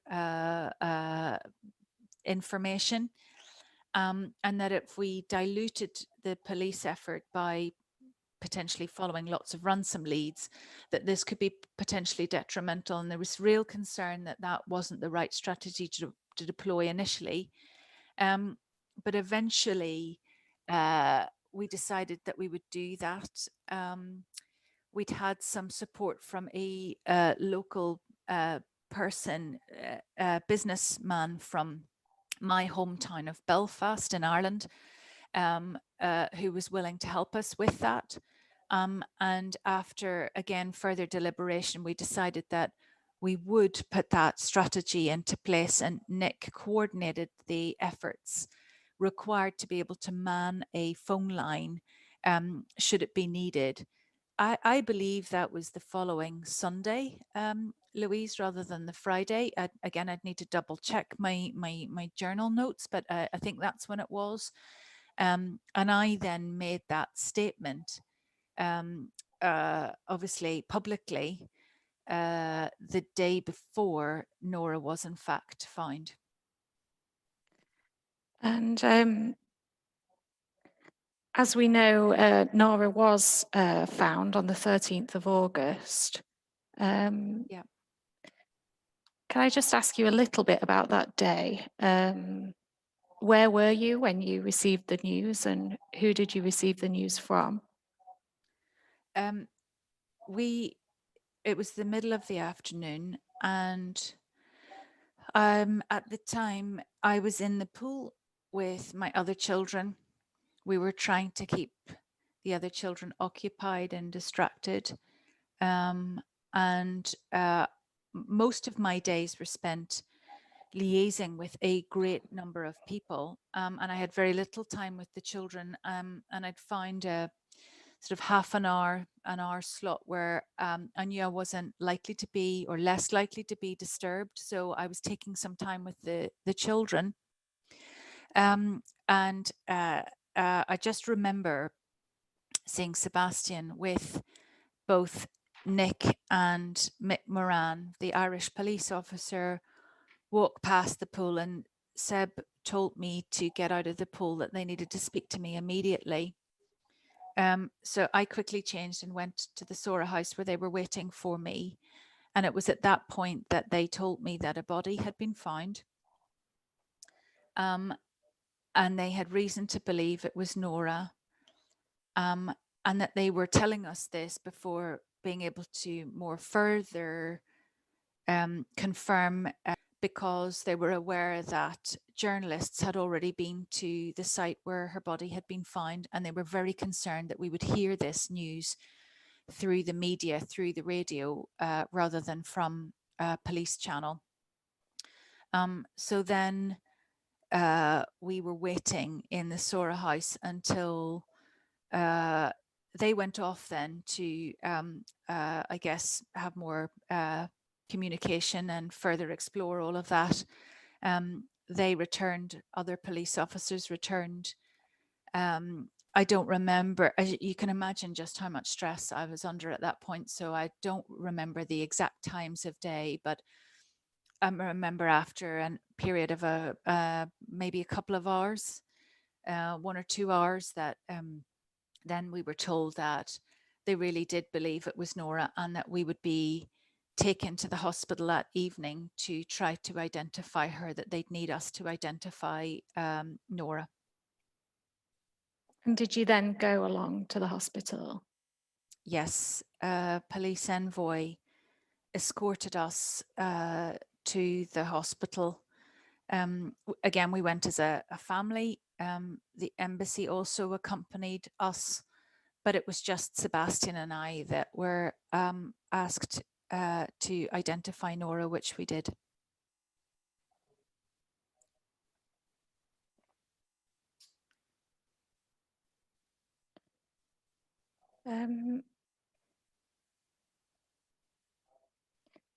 Mrs. Quoirin, I've got no further questions for you, but if you would please kindly assist, other counsel may have a few questions. Okay. Thank you. Okay, thank you, Louise. All right, Mrs. Quoirin, my name is Maimoonah. Okay, I'm the coroner. Can you hear me clearly? I can hear. Yes, I can hear you clearly. All right. First of all, I would like to say very sorry to what happened to your beloved daughter. Okay, I have a few questions about Nora. I'm interested to know more about Nora. Let me start with the first question. When was the first time you was informed about the condition of Nora, the special condition suffered by Nora? Your first time. Nora, after she was born, within 24 hours, we knew that there was something wrong because Nora had trouble breathing. And what we realized was that she was specifically struggling to breathe easily through her nose, which meant that she was having trouble feeding because she couldn't have her mouth occupied and her nose do all the work at the same time. And we noticed this because we couldn't lie Nora down on her back, but without her getting upset. And very quickly, the hospital started to do investigations with Nora. So her first 10 days were very busy and difficult. They proceeded to, she was moved to a special neonatal unit where she was being monitored 24/7. And, you know, that was an area with ventilation and specialist support. After a week, she underwent general anesthetic to explore her breathing difficulties. And at that time, they were able to ascertain that Nora's nasal passages were blocked and, well, swollen and not giving her airways enough space. And they were actually able to push that tissue back to ease her breathing. So that operation was successful, but the hospital were keen to explore why that issue had been there in the first place, and they strongly suspected that there could have been a genetic issue at play. They also explored other things like whether Nora might have had heart trouble and so on. Those were all dismissed. But it took almost a year of investigation through a number of specialist services. We were connected to St. Thomas's Hospital, which is a specialist children's hospital in London. We were very fortunate to be there. And a number of specialists interacted with us throughout that first year. And eventually, just before Nora turned 1, the genetic specialist informed us that they believed that Nora had holoprosencephaly. And they proceeded to book an MRI scan to scan Nora's brain. And they were looking for also, so they scanned her brain, and they were also looking for particular genetic patterns. So all of those investigations took place. And really from that point on, we knew that Nora had a genetic condition. That happened before she turned 1, right? Then Yes. she was formally diagnosed with holoprosencephaly. So did the genetic specialist explain to you and your husband what actually medical complications that come together with this abnormality? Not in any great detail, because it is an extremely rare condition. And the even genetic specialists struggle to understand everything that is likely to happen. They explained very well to us what they called this phenomenon of central alignment. So that Nora's general tendencies would be to have difficulty with this central area. Another area, I suppose, associated with that was, I don't know if you can see my body, I'll move the camera slightly, but Nora would often sit like this. Her shoulders would close in. She would close in on herself. And that was her nature, but also part of her condition. Physically, she was more aligned to be in the middle, and that was why she had such trouble with balance. She was not balanced left, right side. So, excuse me, Mrs. Quoirin, apart from the physical complications, then we already know, we are already aware about the physical complication. Is there any other complications? Like maybe the stomach complications, the eating style complication? No, no. They couldn't tell us about that at the time, but Nora never developed any issue with eating, drinking. Normal bodily functions were intact, and they all through her life they monitored that. She had specialists in endocrinology and so on, monitoring her growth and her physical development. So, for example, her puberty happened normally.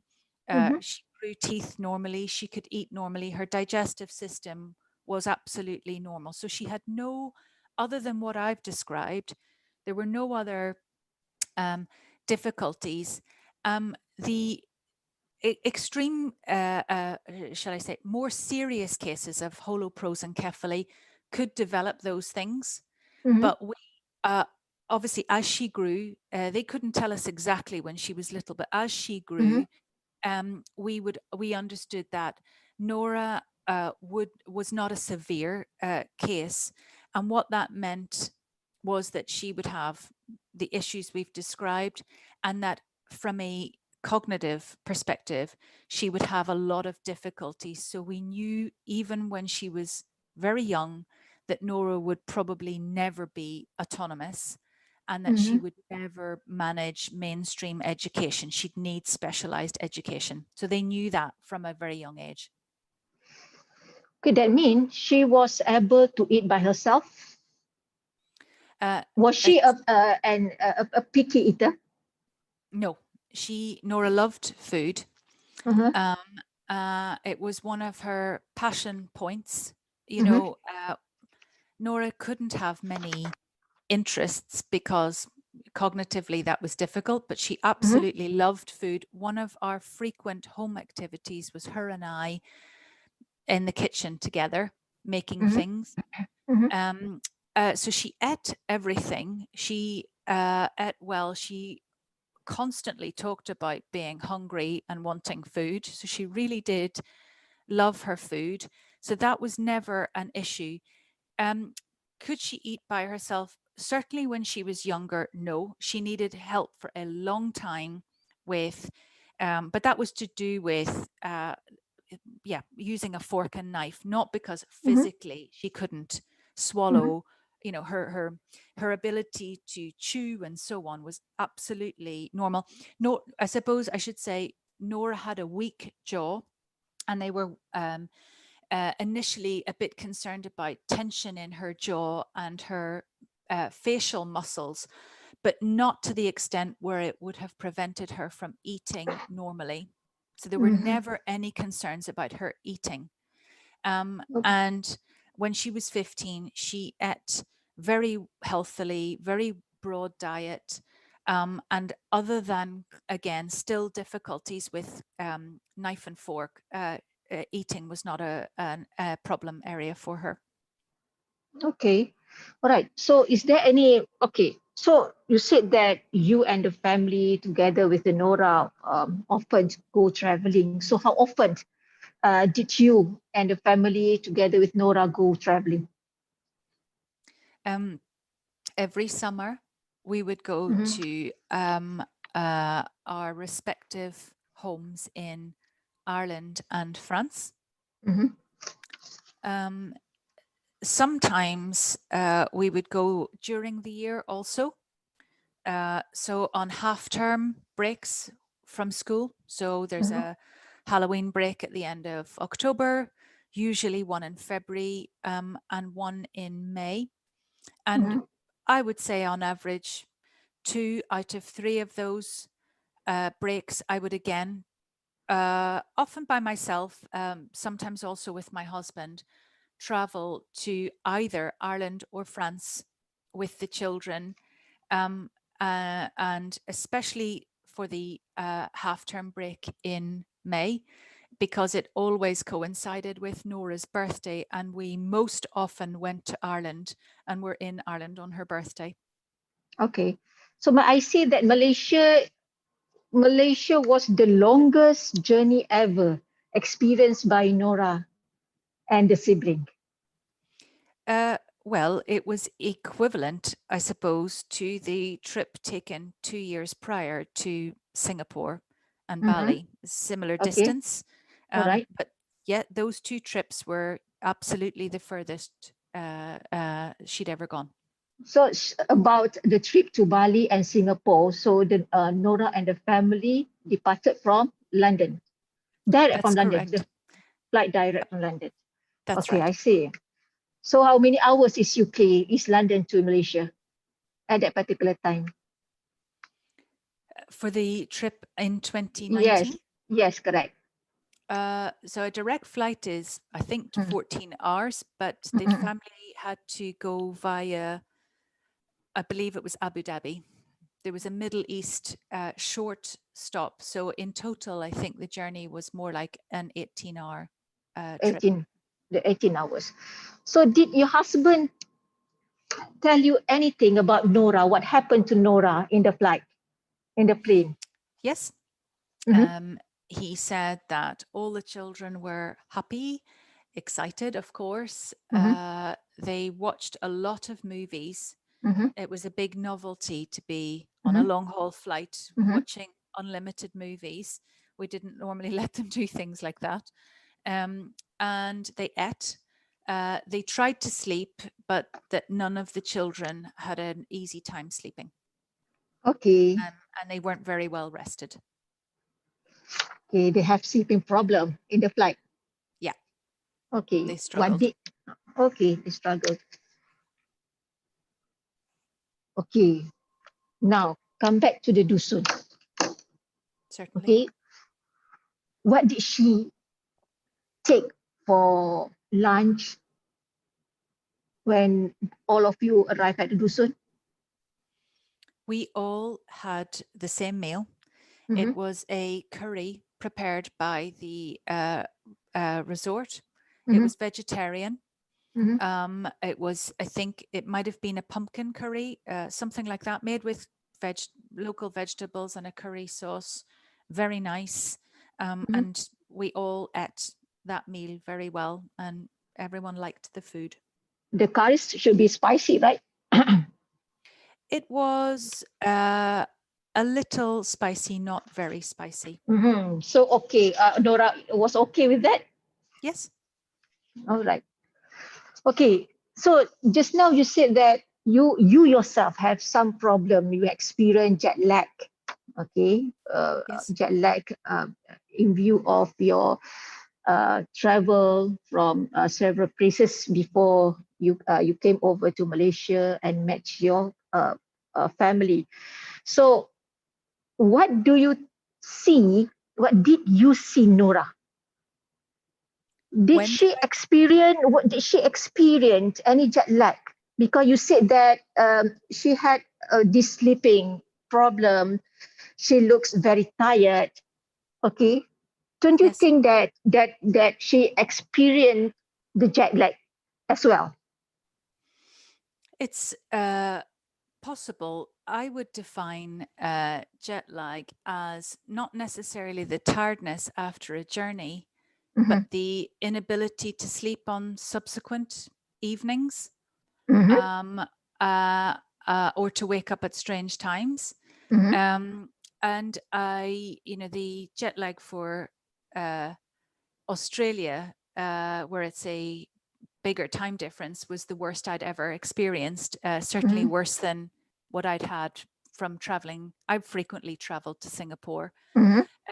So I knew I had a particularly severe case of it. So I wasn't expecting the children to be feeling quite the same level of jet lag. I was very aware of them being tired on the first day. I attributed that to simply missing a night's sleep. And I was hoping that if we went to bed at a good time and they slept, that would set their body clocks well, and that wouldn't suffer too badly from jet lag. Obviously, there's always some jet lag when you change time zones. So I wasn't really aware of anything beyond that. Obviously, I can't say whether Nora had worse jet lag than just feeling tired on the first day, because I didn't get to see her the next day. So I don't know if she struggled to sleep. All I know for certain is that she fell asleep immediately on that when I put her to bed on the first evening. All right, Mr. Alif, over you.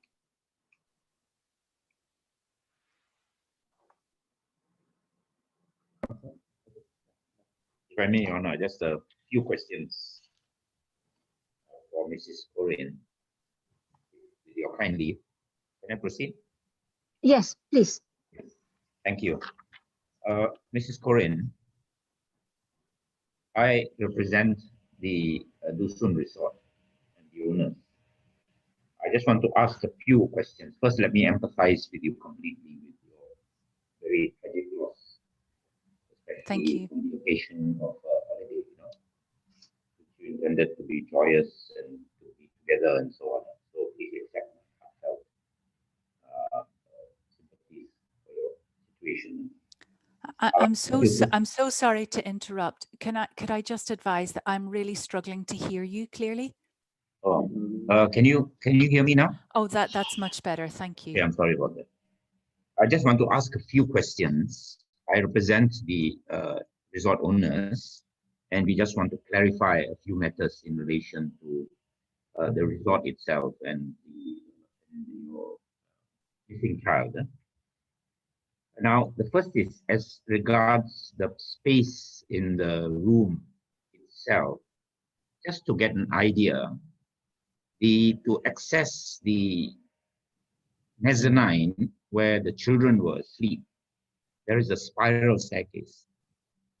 Is that correct? That's correct. Yes. The spiral staircase is quite narrow. Correct. The spiral staircase if you come down this way now, Nora had no difficulty unassisted to climb that staircase. You didn't have to be carried up. Am I right? No, no. She could climb up and down stairs. Yeah. And like everyone, she would have used the handrail Yes, of to course. get up and down the staircase. She could do that herself. Yeah, even I have to do that at my age, Yes. you know, handlebars and so on. Now, then the distance from the bottom of the spiral staircase to your bedroom is quite near. Maybe It's 6, less. 7, 8 feet. It's less than a meter. Roughly, It's just it's just a few centimeters. Yes, just a few steps away to your bedroom. That's right. And the front door is easily accessible from inside. All you have to do is to turn, as you explained lucidly just now. All you have to do is just turn the knob and you are out. Is that That's correct? right. That's correct. Now, your children, your children were in a strange place, a place which was foreign to them, new to them. Nora was very reliant on you, was she not? She was Yes. dependent on you, as you explained. Yes. Now, as far as now, you were concerned that that evening you wanted to keep an eye or an ear open so that you know, you could address any difficulties that they might have if they can't sleep or they can't. Would that be right? No, I was not in any way concerned about the children not being able to sleep, particularly. Previously, when we'd made that journey, they had been fine. They'd managed to sleep well the evening after we'd arrived. They were good at sleeping. So I didn't have any particular concerns about that. I also knew that they knew where we were. So when you come down the spiral staircase, our bedroom is in front of you, just to the right. And the bathroom is also in front of you. So to go anywhere else, you have to turn around, you have to go behind. I didn't think that any of the children would struggle to find the bathroom if they needed it in the night, including Nora. I honestly thought none of them would move at all during the night. Yeah. Okay, but sometimes they'll come in and share your bedroom, as you testified earlier. When they were younger, yes, it was honestly quite unusual for that to happen by the time they were the ages I described. But occasionally it would happen. Certainly, if they needed us, they would come, but they didn't do that frequently anymore. Yeah. So you would you were open to that, of course, you know. When they come in, of course. Yes. And your bedroom door, you would therefore keep it open so that, you know, they can access you if they needed to. Maybe not often, but if and when they needed to. No. Our bedroom door was at home always closed, and in the Sora house in that evening it was also closed. I closed it specifically because the light coming from outside, the resort was dark at night, but not before a certain time. So at 10 o'clock when I went to bed, there was a lamp from the resort that was shining directly into the bedroom, which would have disturbed our sleep. So I closed the door to block out that light. And also, I was not in any way concerned about, you know, the children know how to open a door. So if they need me, they open the door. So no, the door was closed. It was a sliding door, so I fully slid it across. So it was easy to open the door, in other words, as you say. If they wanted to open it, they could open it. Huh? Absolutely, yes. Yeah. And then now, as far as the And all the three children were sleeping together Yes, at the mezzanine. that's correct. And you heard no noise that evening that would cause you any alarm. I wouldn't say that. I would say what I said earlier, which was that I was aware of voices at one point. Sorry, I'm talking about inside the inside, house. yep. So during the night, I was aware of muffled sounds, but because I was not fully awake. Inside. Sorry to interrupt you. Inside yes, the house. It felt you to heard me muffled sounds inside the house. Inside, yes. That was foreign what to it you. seemed like. Yes. And that did not cause you any alarm. I was I was not fully conscious, so I was in between sleeping and being awake. So I wasn't really processing my thoughts normally. So Yes. no, at the time I wasn't concerned. I was just aware. So it was a sense rather than a conscious, calculated, oh, I hear sounds. What is that? It was not as well processed in my thoughts as that. Yes. So would I be right in saying that it caused you no alarm? It caused me no alarm because I wasn't fully just conscious. To know whether, yes. Okay. Yeah. Right. Now, the window that you talked about that was that you saw the next day, which was half open.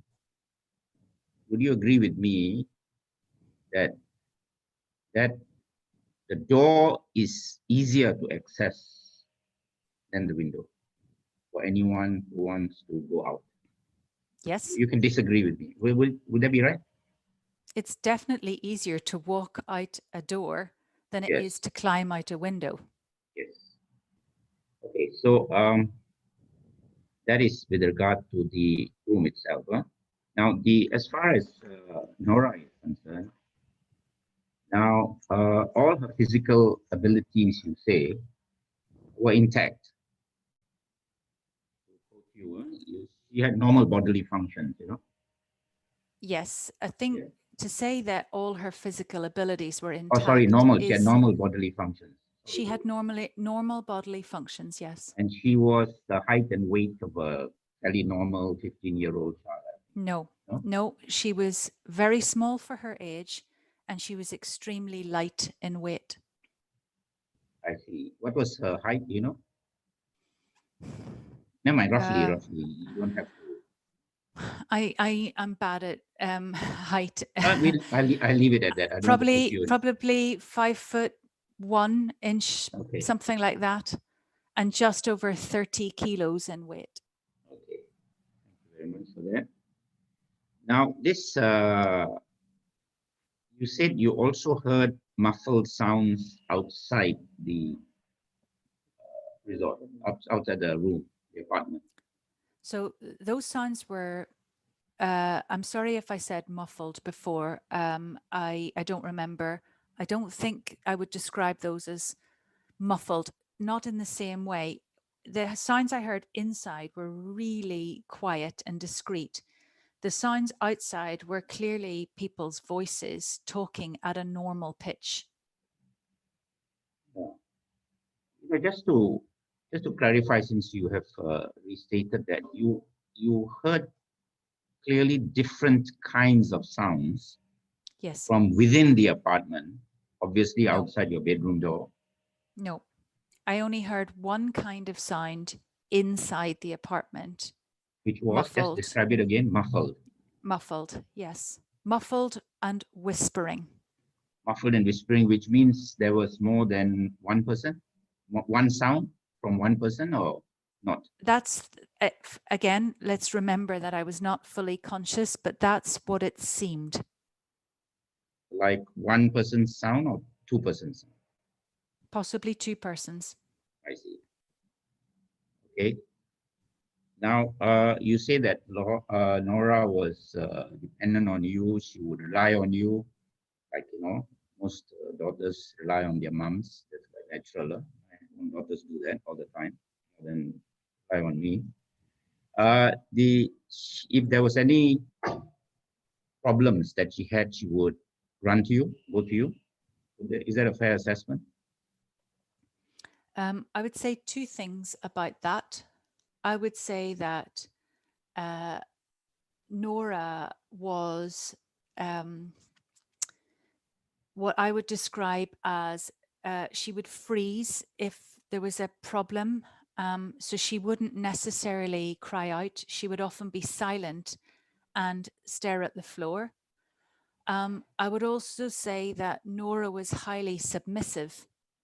So if someone tried to hit Nora or push her, she would let them do it. She wouldn't try to fight back or resist in any way, which I think is a really important point because of the fact that we've talked about there were no markings on her body of a struggle in other testimonies, which I think is normal. Nora never struggled. So if she needed me, if I was beside her, she would instantly touch me or hold my hand or lean on me. But if I wasn't beside her, she wouldn't necessarily cry out because she would just be silent and stare at the floor and close in on herself. That would be her normal reaction. Yeah, but the other two children did not have this reaction, and they would have the normal reaction, right? Normal reaction, yes. They would shout out for help. And they were sleeping together with Nora that night. That's correct. That's the same correct. room. Yes. Now, just a few more questions. As far as now, you came for a holiday, which you identified obviously to some website. It's a kind of a jungle resort. Huh? Yes. Yes. Who actually made the booking for you? I did. You did, yeah? And you chose Dusun because you saw all it, what it was like, what kind of activities that it generated and so on. Am I right in saying that? I chose the Dusun initially because friends who had stayed there a few years prior had recommended that it was a nice place. They knew we wanted to stay somewhere not too far from Kuala Lumpur, that was, not in an urban environment. And they had suggested that we could look at that website. So I did. And I liked the fact that it was fully in nature. And that we could relax there for a couple of days before we would explore. As I said earlier, we had 4 different destinations planned for, the 9 or so days we'd planned to be in Malaysia, which is quite a lot. But the first few days were destined to be quite relaxing.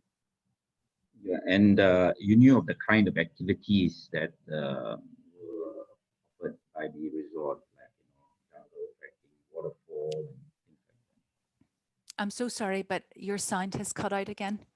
Oh, I'm sorry. I said That's then better. you were aware that Dusun offered a range of activities like jungle walk, waterfall, items, and so on. Am I right in saying that? I was aware of the jungle walk, that you could make a trip to the waterfall. I was also aware that there was a market nearby that we could go to. I was aware that there were some trails inside the resort. That was it. I believe that's all that's mentioned on the website. Yes, and then you actually had a taste of the kind of trail because you said that evening you had a short 30-minute or so walk down some jungle trail. Right? No. Would that be right? No, am I right? Well, it's. I would explain it differently. So when we went for what I understood was that there were.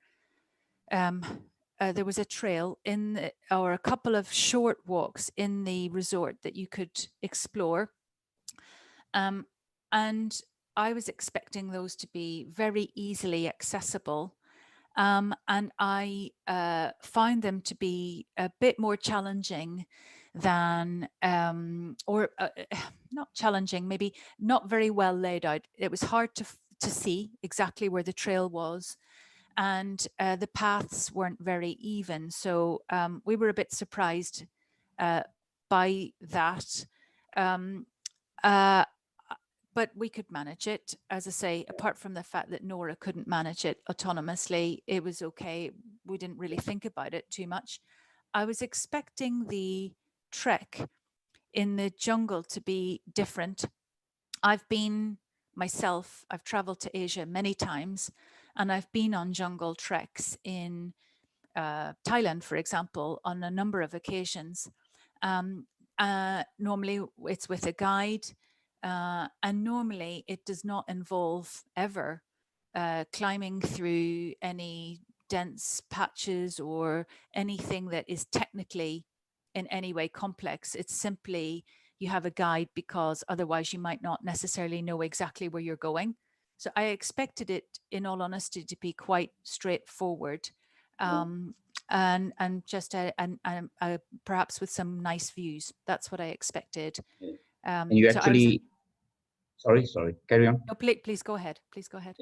And you actually booked for Jungle Trail the following day. I booked Jungle Trail for the Monday. So the intention was to rest the first day, Sunday, and then go for a walk on the Monday. And of course, you wanted to do this walk as a family. Absolutely, yes. And of course, you would not leave Nora behind. You would be with her for that particular walk. Yes. And possibly with a guide. Did they offer a guide also? Yes, there was a guide. Yes, there was to be a guide. And this was quite a long walk, wasn't it? You booked for a 6 over. So it was, I believe, up 6-hour trek, wasn't it? From what I had understood, that it was to be 4 to 6 hours.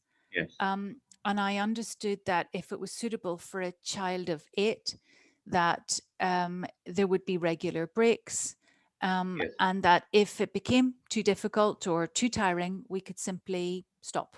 So Yes. I thought we would try and see. Yes. And I'd certainly been on long walks with Nora before. And like I say, Nora had no issue with walking so long as someone was with her, but she was healthy and she could walk some distance so long as she was accompanied.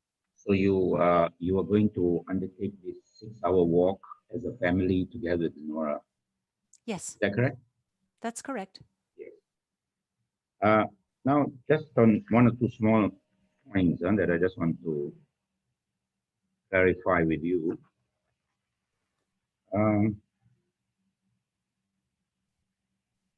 You say that you suggest some theory about an abduction. Yes. Yes. You still maintain that theory now? Yes, very strongly. Yes. Now, can you give us some reason as to why you think anyone would want to abduct?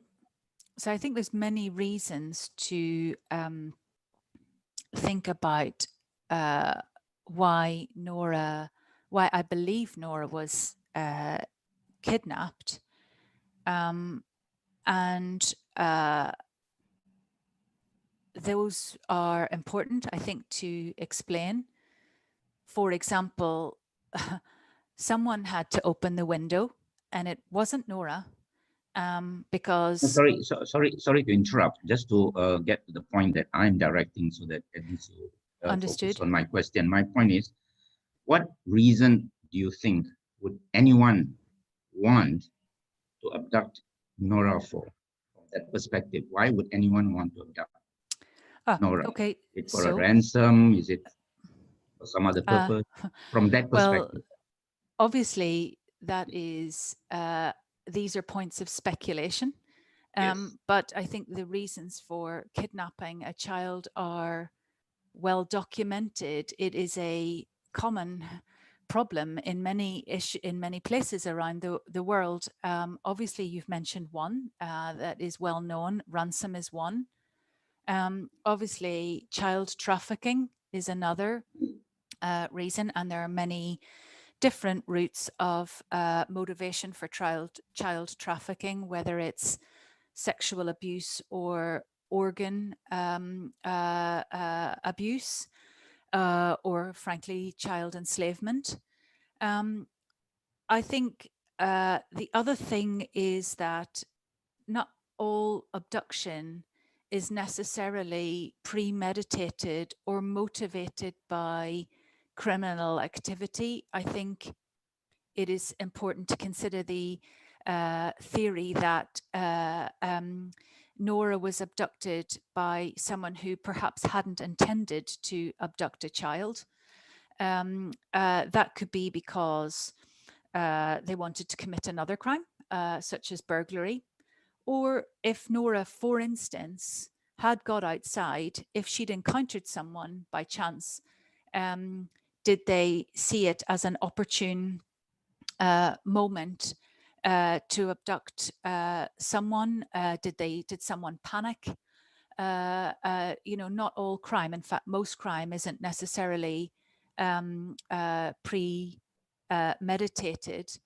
I think the final reason that I would say that I'd be aware of is that I'm aware of cultural practices in a number of countries, and Malaysia is one of them, where children are abducted for spiritual or cultural practices, and whereby a vulnerable child would be in particularly even more attractive person to abduct. And that is, as I say, to do with local ritual, local cultural practice. And I've read quite a bit about that.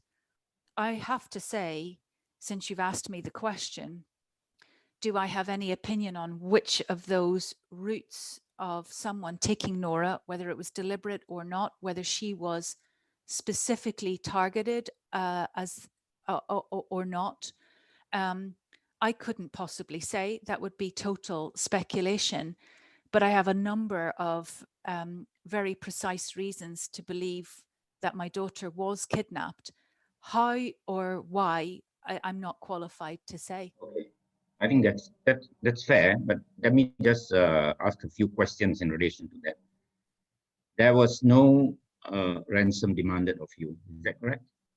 That is correct, and according to... No, never mind, just a few short questions, right?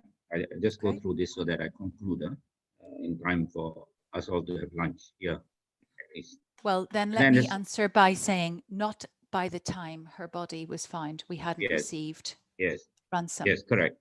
And also by that time, there was no question of trafficking. No issue of Nora being trafficked. How could we have known that? Yes, no, I know. But what I'm saying is that it's quite clear, as at the time when the body was found, that the issue of trafficking, that speculation about trafficking, is not quite correct.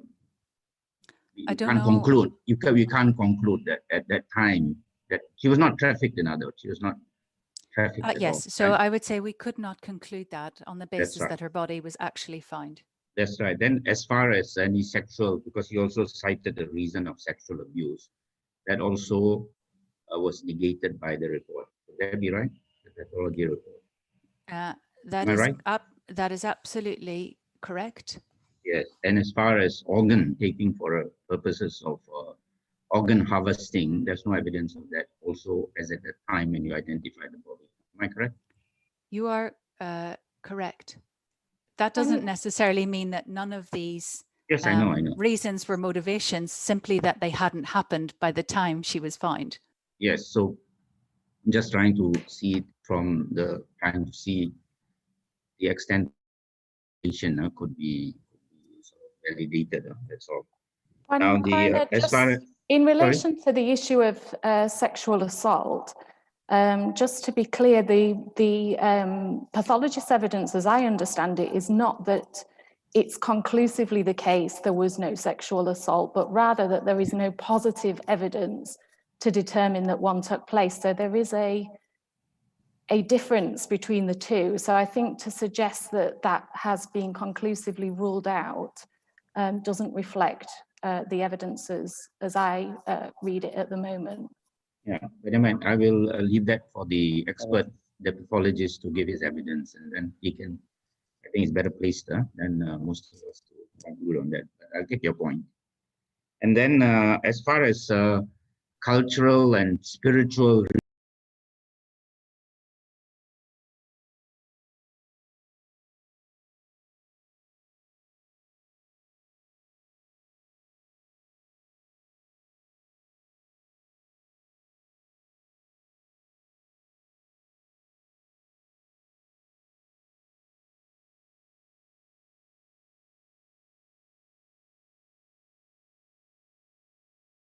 outside, he was accosted, and someone took this as an opportunity at that moment to do something to Nora. That you also suggested that, right? Yeah, it's certainly possible. So if that is the case, then just my last point, that would therefore suggest, if that theory is correct, that Nora actually went out of the apartment on her own for that theory to work. Correct? Yes, if we're following that theory, which is all Fine. speculation, then she would have had to have been outside. But technically, she could have been outside within meters of the Sora house. That's fine. Or so much further away. I don't know. That's fine. Yeah, I have no further questions. She could also have. She could also.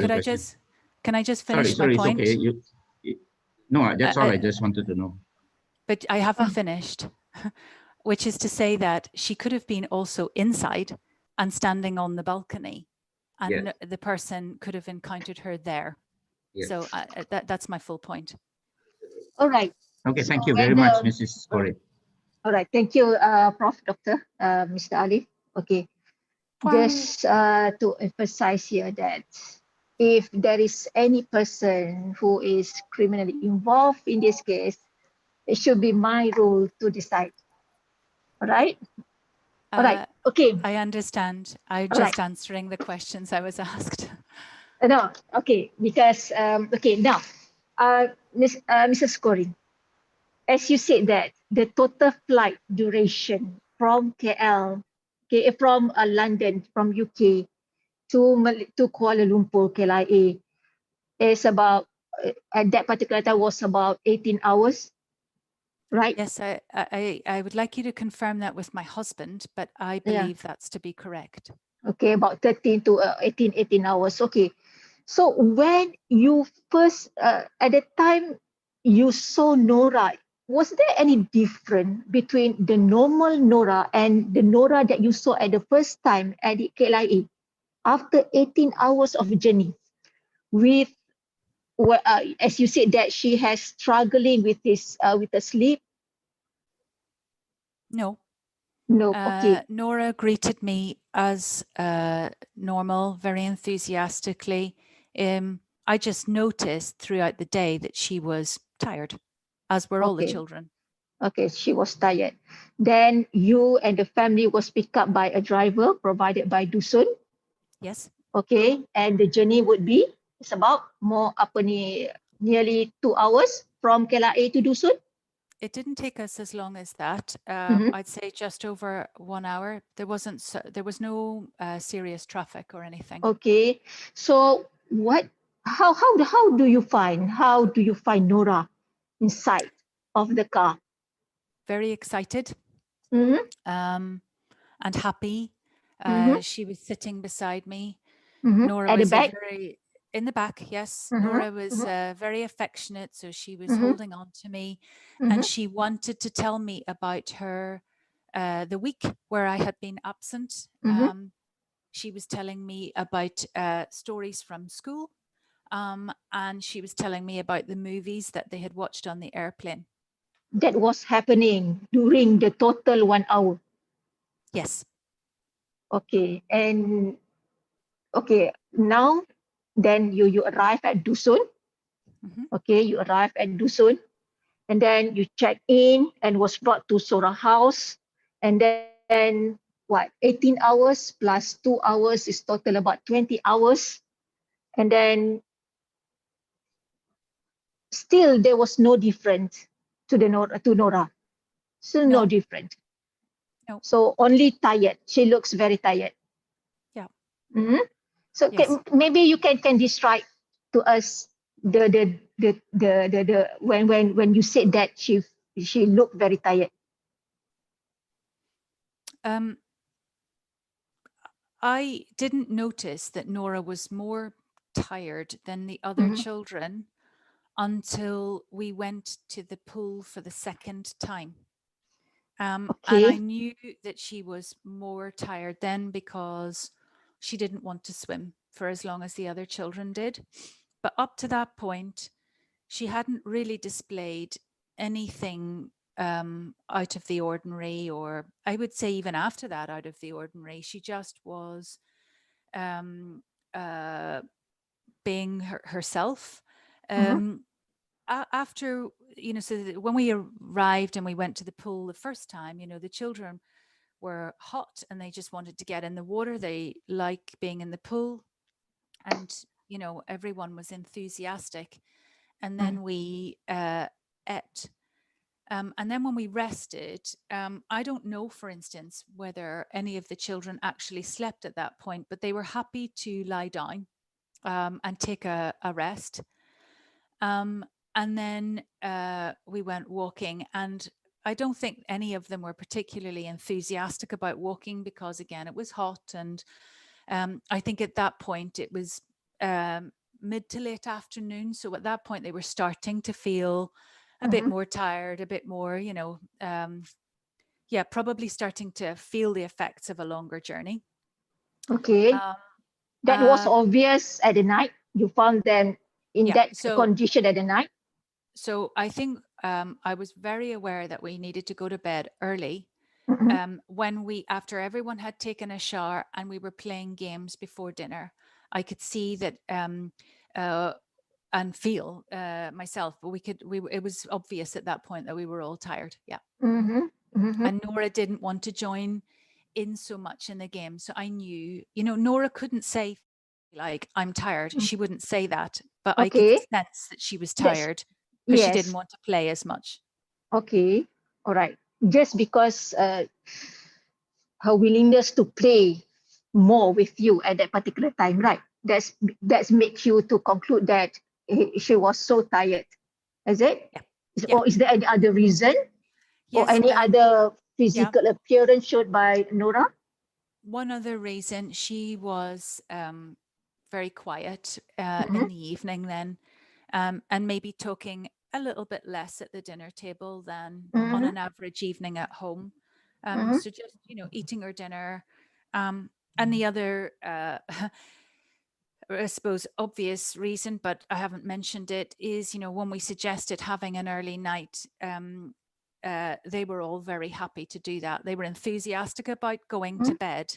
Normally, the children like to stay up as late as possible, but they were happy and wanted to go to bed. Okay, was she looks like disoriented, not focused? No, at all. Not in any way. No, just tired. Okay, please Amirul share dengan saya map dusun. I'm so sorry. Okay, I would like to show you this map. Okay, this map prepared by the investigating officer. Okay.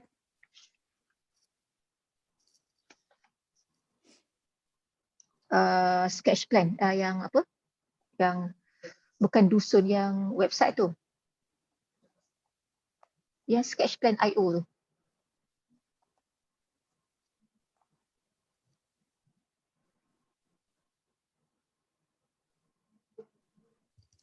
I'm sorry. I just going to lift some water by my side. Okay, please. I'm not moving. I'm just taking some water. Yeah, please. Okay. Okay, have you seen this map before? I'm just so sorry. 1 second. Okay. Okay.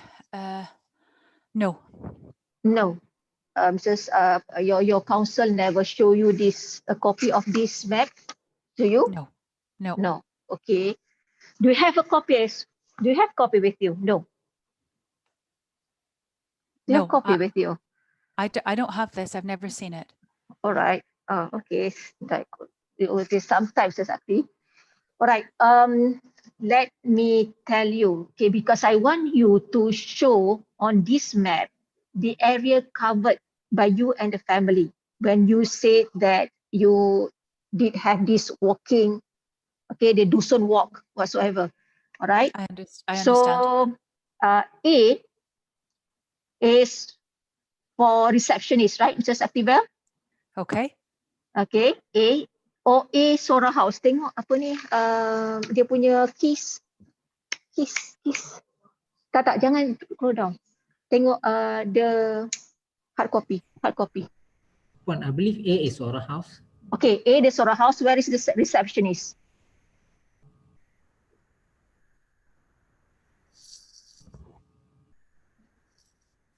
Puan. Asking who, Puan? Are you asking me or asking? Yeah. Ask Saktivel. Where is the receptionist?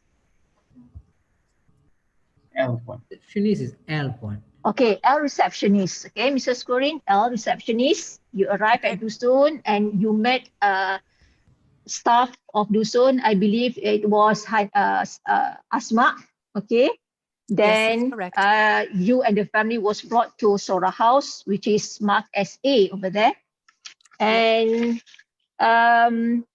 you see that you came from S. This is the main entrance, the front gate, S. Can you see it? No, S. I'm looking for S. I'm so sorry. Yes, I see it now. Yeah, I can see it now. Okay. Yep. And then T. Can you find T? T is the gate at the back. Circlekan T. I see T at the back, yes. Okay, that's the gate at the back. And we have the bottom pool. You said the bottom pool is at I. Okay, I see that. Okay, that's the bottom pool. All right. And another infinity pool is J. Yes, I see that. Okay, it's near to Sora House and also to receptionist. Yes. To the reception. And the patio K. I'm sorry, what did you say was K? K is a patio, dining patio. Dining patio, yes. Okay, dining patio. And lastly, I would like you to identify as the what we call deer enclosure, apa? Deer park. Okay, deer park is marked as what this deer park. G. Okay, deer park is marked as G. Yep. Okay. Now, if you may tell us the area that covered by you and the family when you said that you did have this walking, the Dusun walk whatsoever. So you can mark on the yes. We left from the chalet A. You can mark on the map itself, Mrs. Quoirin. I can't because it's on a screen. Oh, can I with my finger? Yeah. No, you can use. It's a PDF, so I don't think I can make markings. Oh, let's see. I'm having. Oh, just bear with me. let my IT staff assist you. Okay, let my IT I staff think I assist you. understand. Yeah. Hello, Mrs. Quoirin. Yes, hello. I'm the IT staff. Okay. You go to the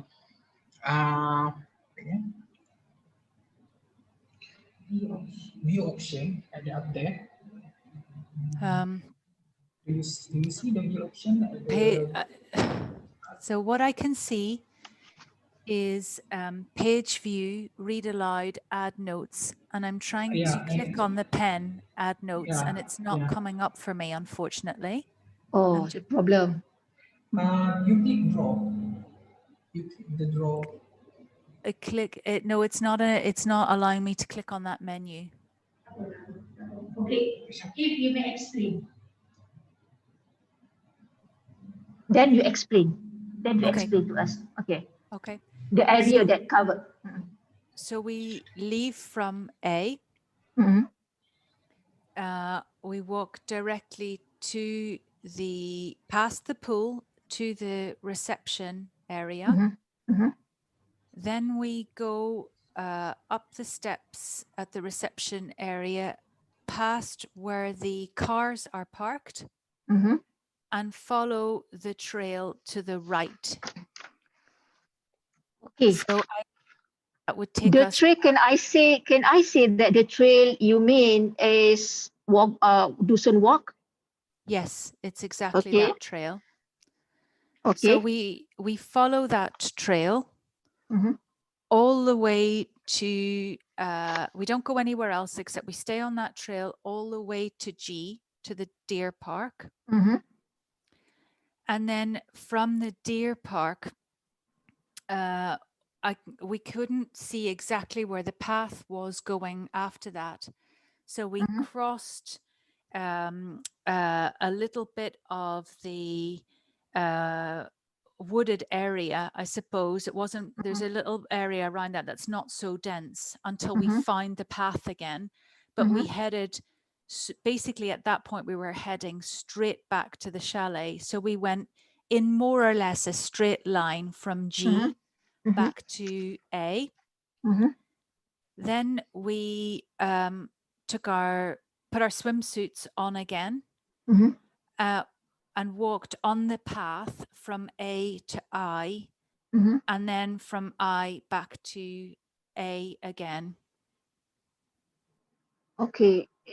Was there any time that you and the family exited through the door, the gate at the back? No. No, at all. No, Okay. we had not been near the back gate, and I didn't, when police were talking about the back gate, I didn't really know what that was myself for a while. My husband, Sebastian, saw it on the Sunday because he was looking all around the resort, but we, the family, had never gone to the back gate. No, I didn't know it existed. Oh, you said that your husband, Mr. Sebastian, did survey around the resort. After Nora was missing on the Sunday. After Nora was missing, I see. Not on the prior Saturday. to that. Okay, We understand. were only aware of one entrance and exit, which was S, as you've described, the front entrance. Okay, so now I want to go back to the Sora house, photos on the Sora's house.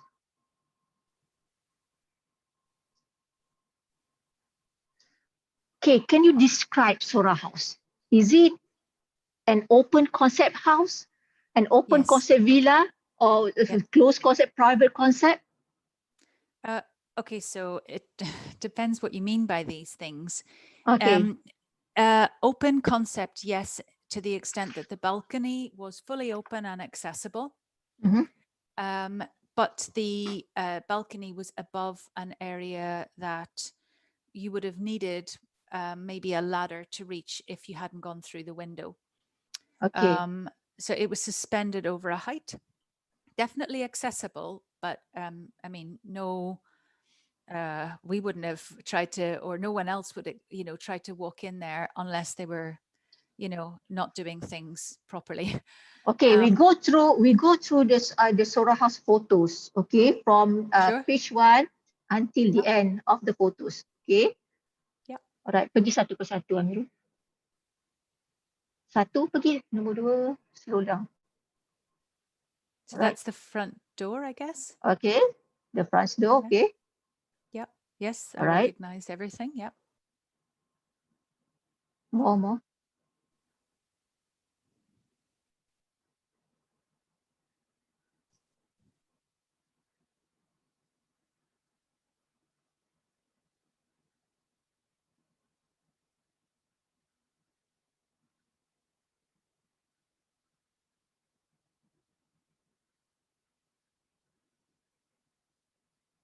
More, dah. Okay, from this picture, we can say that we can't appreciate that this house is an open concept house, right? Yes, Based on so these photos. Okay, I I have said, understand what you mean. all right. It's So it's what we would say is open plan. So okay, yes, it's open plan. Yeah. Okay, I have another few photos. Okay, boleh upload. This is actually, these are photos taken by the IO recently. Okay, just for us and the others to appreciate the meaning of open concept of the Sora House. Okay. Okay.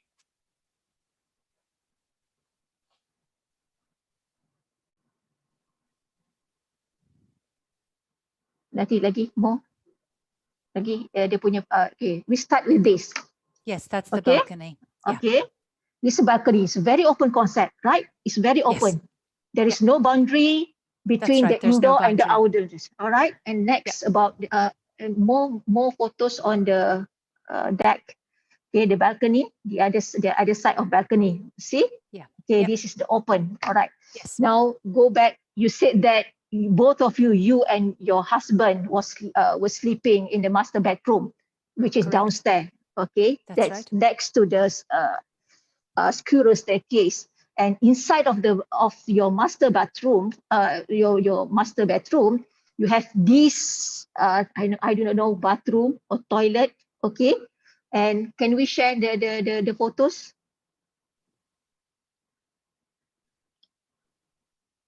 Lagi?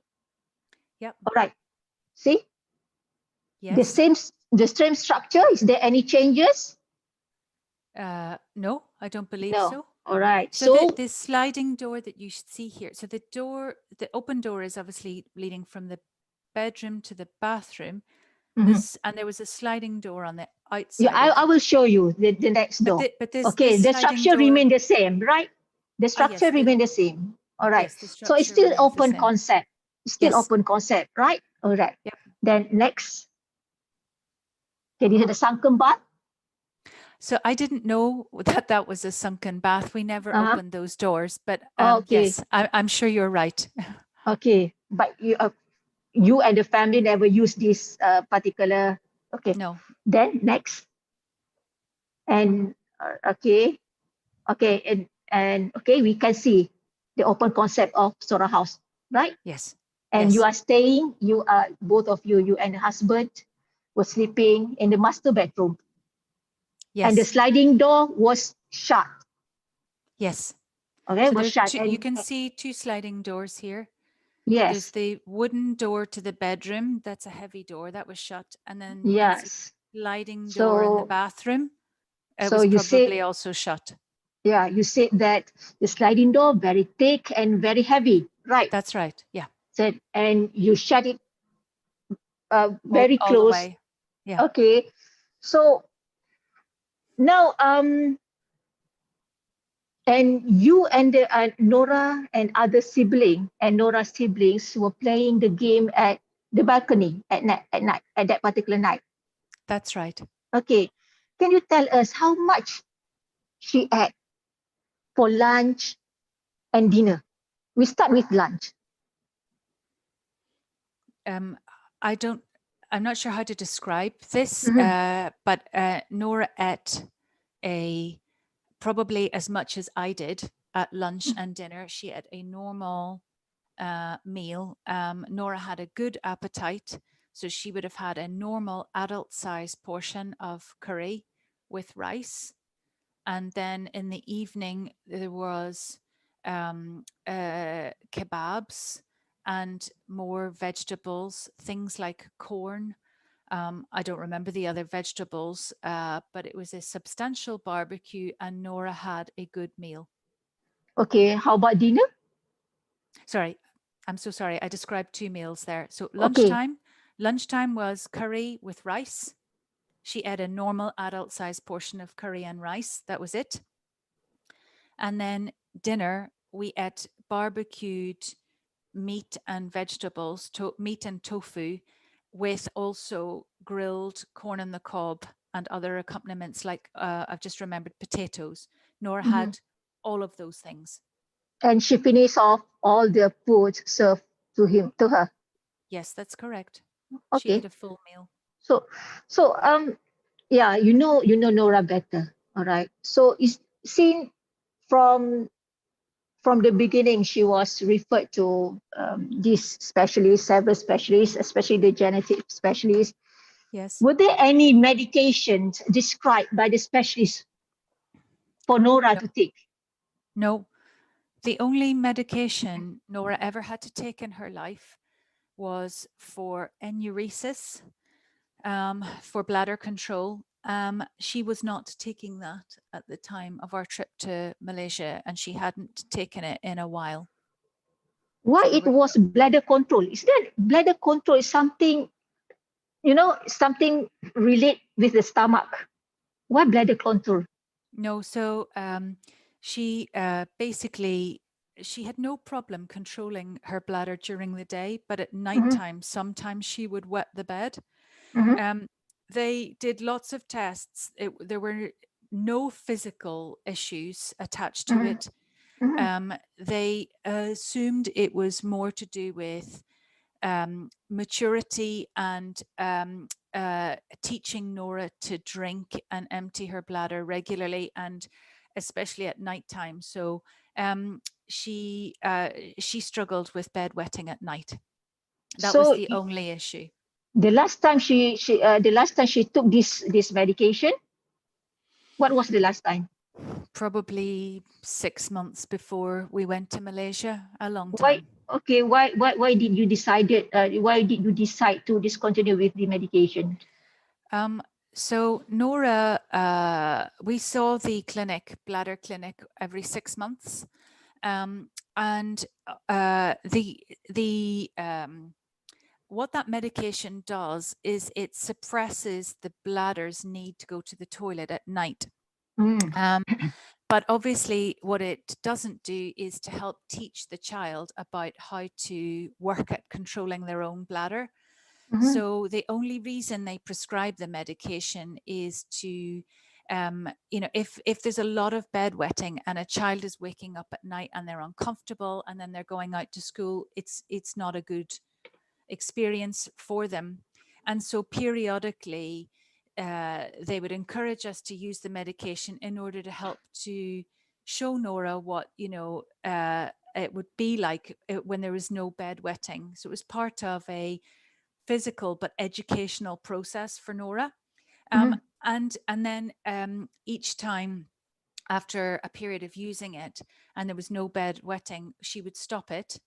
And then try to manage on her own. So this was a repeated experience that we had with Nora over a number of years.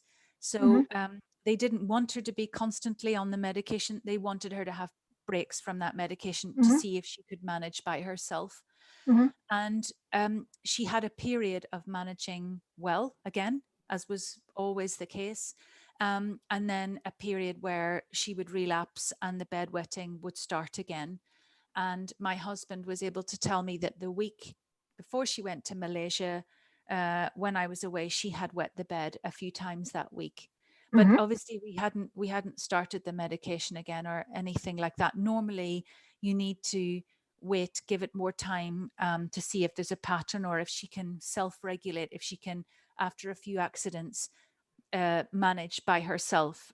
So it was really a question about helping Nora as she got older learn to control the problem herself. Was there any medication given in replacement to that bladder control medicine?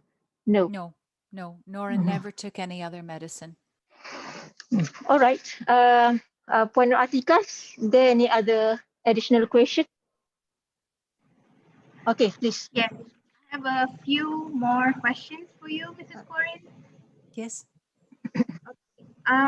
Mrs. Quoirin, you explained to us just now regarding Nora's condition and her wariness of new environment and difficulty balance. So can you explain to us how did she walk around when you guys were walking around the Dusun? Because the area is quite open and hilly, and it's a lot of greeneries and forests. So can you explain to us how did she manage to move around with you guys when you were taking your walks in the Dusun? So she was only on the paths that we followed, and these paths are concrete, fairly flat, or at least easily navigated paths in the immediate vicinity of the Sora house, both in terms of going to reception and the pools and so on. Nora did not go on any of these paths by herself. So the only time she left the house was to get into the Sora house, to go to the pool with us, and to go on the short walk. When she was on the short walk with us, she was wearing running shoes, trainers, so modern, sportswear, and socks and normal clothes, of course. As I said, it was as soon as the path became tricky, so slanted, she slipped and fell in her shoes. After that, which was really, at that point, we'd only gone as far as the first pool once, a few meters, and, literally just past the reception. So she had really very little exposure to any walking at this point when she fell. But after that, then I held her hand the whole time. And she managed the rest of the trail as we described by holding my hand and following me. But that was it.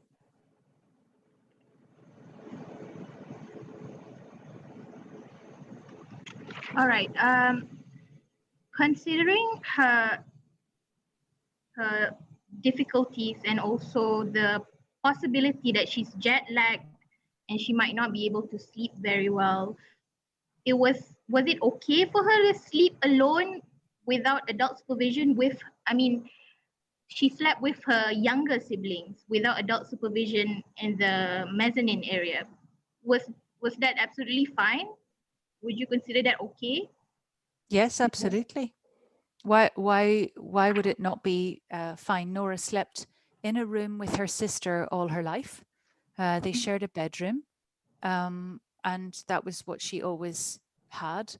There was no reason to believe that Nora would have any difficulties in the night. We told her that if she needed to go to the toilet, she knew where the bathroom was. She could come down and go to the toilet, or she could, ask for help. But Nora, she didn't have an adult sleeping with her. She slept with her sister always. So that was what she was familiar with. That was what she was used to. All right. Mrs. Quoirin, did you follow the search for Nora with the dogs? Yes, but not so far. So the first dog, as I said, didn't go more than, I don't know, a few meters. Wasn't really up to the task. When the second dog crew came the next day, they went off. There were two different occasions, and on both occasions, the dog went off in in opposite directions, but behind the house, up through the a dense area. So on one occasion, it was heading towards where Hannum's property, personal property was. And on another occasion, it was off towards where there was a fencing. You know, earlier when I described that Nora and I were on the reflexology path, behind that again, there was another swing, and behind that again was the edge of the property with a grill. So the dog there's headed... bamboos. There's a lot of bamboo plants there. Yes, I think that's right. Yes, and the dog headed in that direction at one point. So I just went a few meters. Essentially there was a team of police with the dog. I of course did not want to disturb them, so I was standing back, just watching really where they were going. I was a few meters away. Once they went beyond that area, I didn't follow. So I was staying right by the property, because also I wanted to stay with the children, and I just wanted to see the dog's reaction, but I didn't want to interfere in any way. When you said that the first dog couldn't manage to the task, what made you assume that? The dog looked exhausted, looked very, very old and weary.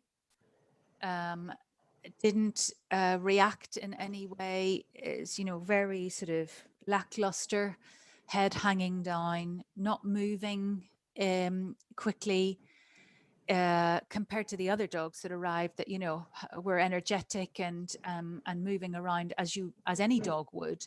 This dog was barely moving, very slow. And you can always see in an animal, you know, from the dog's eyes, how old and tired the dog was. At least that was my strong impression.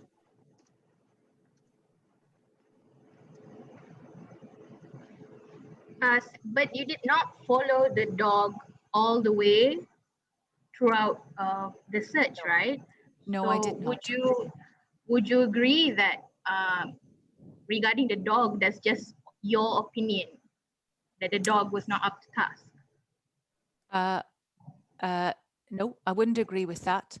But initially, of course, you're 100% correct that was my opinion. But we also then asked the police for their opinion.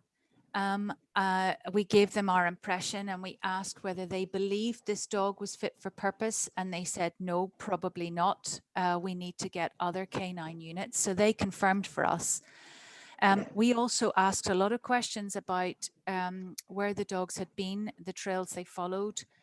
Each time we were aware of a canine unit, and we were given some information about the fact that they didn't go very far, where they lost, whether they picked up a scent or not, did they show any indication, the fact that they couldn't really follow a trail. We were told all of that at the time.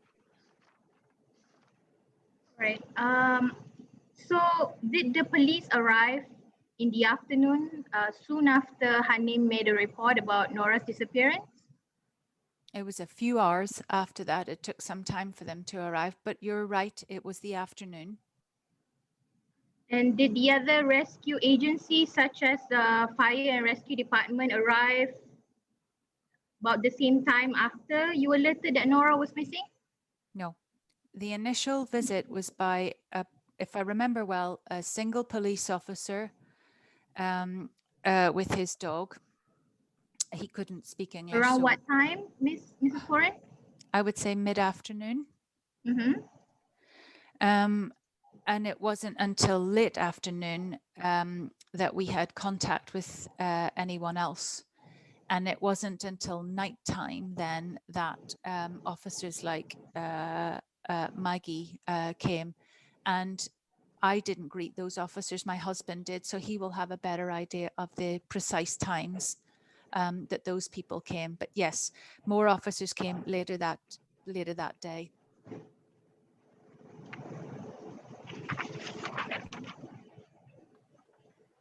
Would you agree, in the early stages of Nora's disappearance, it's difficult to ascertain the specific cause of it?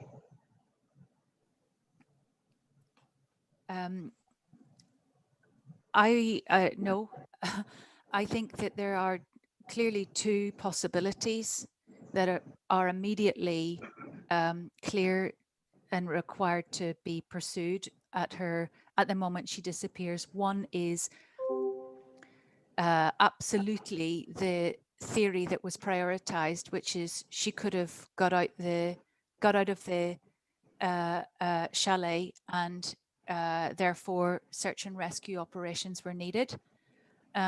Although and we've talked a lot about the door today, but no police officer ever asked me about the door. They insisted constantly that she exited through the window, but that's a moot point, if you like. Yes, of course, one possible route is search and rescue. The other route that seems very obvious to me is the window. And no one has still ever been able to explain how the window could be open. And I think that's a very serious thing. I think that I understand that no one could have possibly in the first moments understood that Nora didn't go out the window, although as one of the other people asked me, why would you climb out a window, which is difficult when it's easier to walk out a door? But nonetheless, even if they couldn't initially realize that Nora wasn't capable of that window, as soon as we were spoken to on the first afternoon and gave our statements, it was totally clear that that was not possible from Nora, and therefore the window needed to be explored as a route, and therefore a criminal angle needed to be considered strongly. So to me, both of those routes were obvious from as soon as Nora disappeared. And I would have, if you're asking for my opinion, which I think you are, I would have wanted to explore both with equal measure.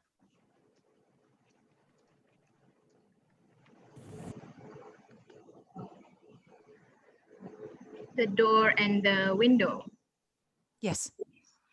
And the fact that there's a missing person and the fact that there could be an abducted person. So both theories and both possibilities, yes. Regarding what you have mentioned before about what you perceive as a delay or lack of criminal investigation, would you agree with us that it's more of your opinion than fact?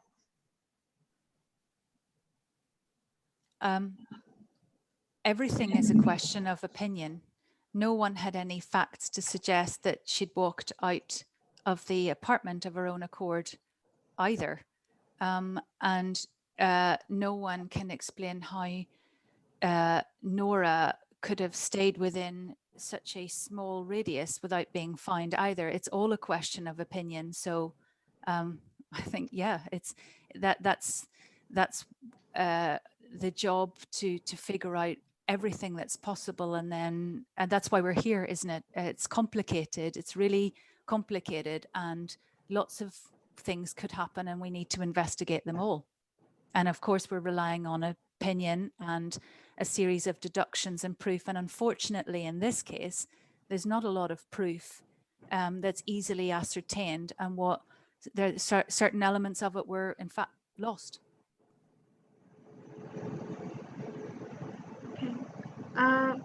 Mrs. Quoirin, despite Nora's difficulties with balance, is she capable of walking independently at all? Absolutely, she is. She is physically capable of that. She just never did it. So let me give you a perfectly simple illustration. We would go walking on the weekend by ourselves. I walk to the shops. I walk in the local park. I don't have to hold Nora's hand. It's flat. She can walk. She comes with me, but she's with me. She's not by herself. She never, ever, ever was anywhere by herself.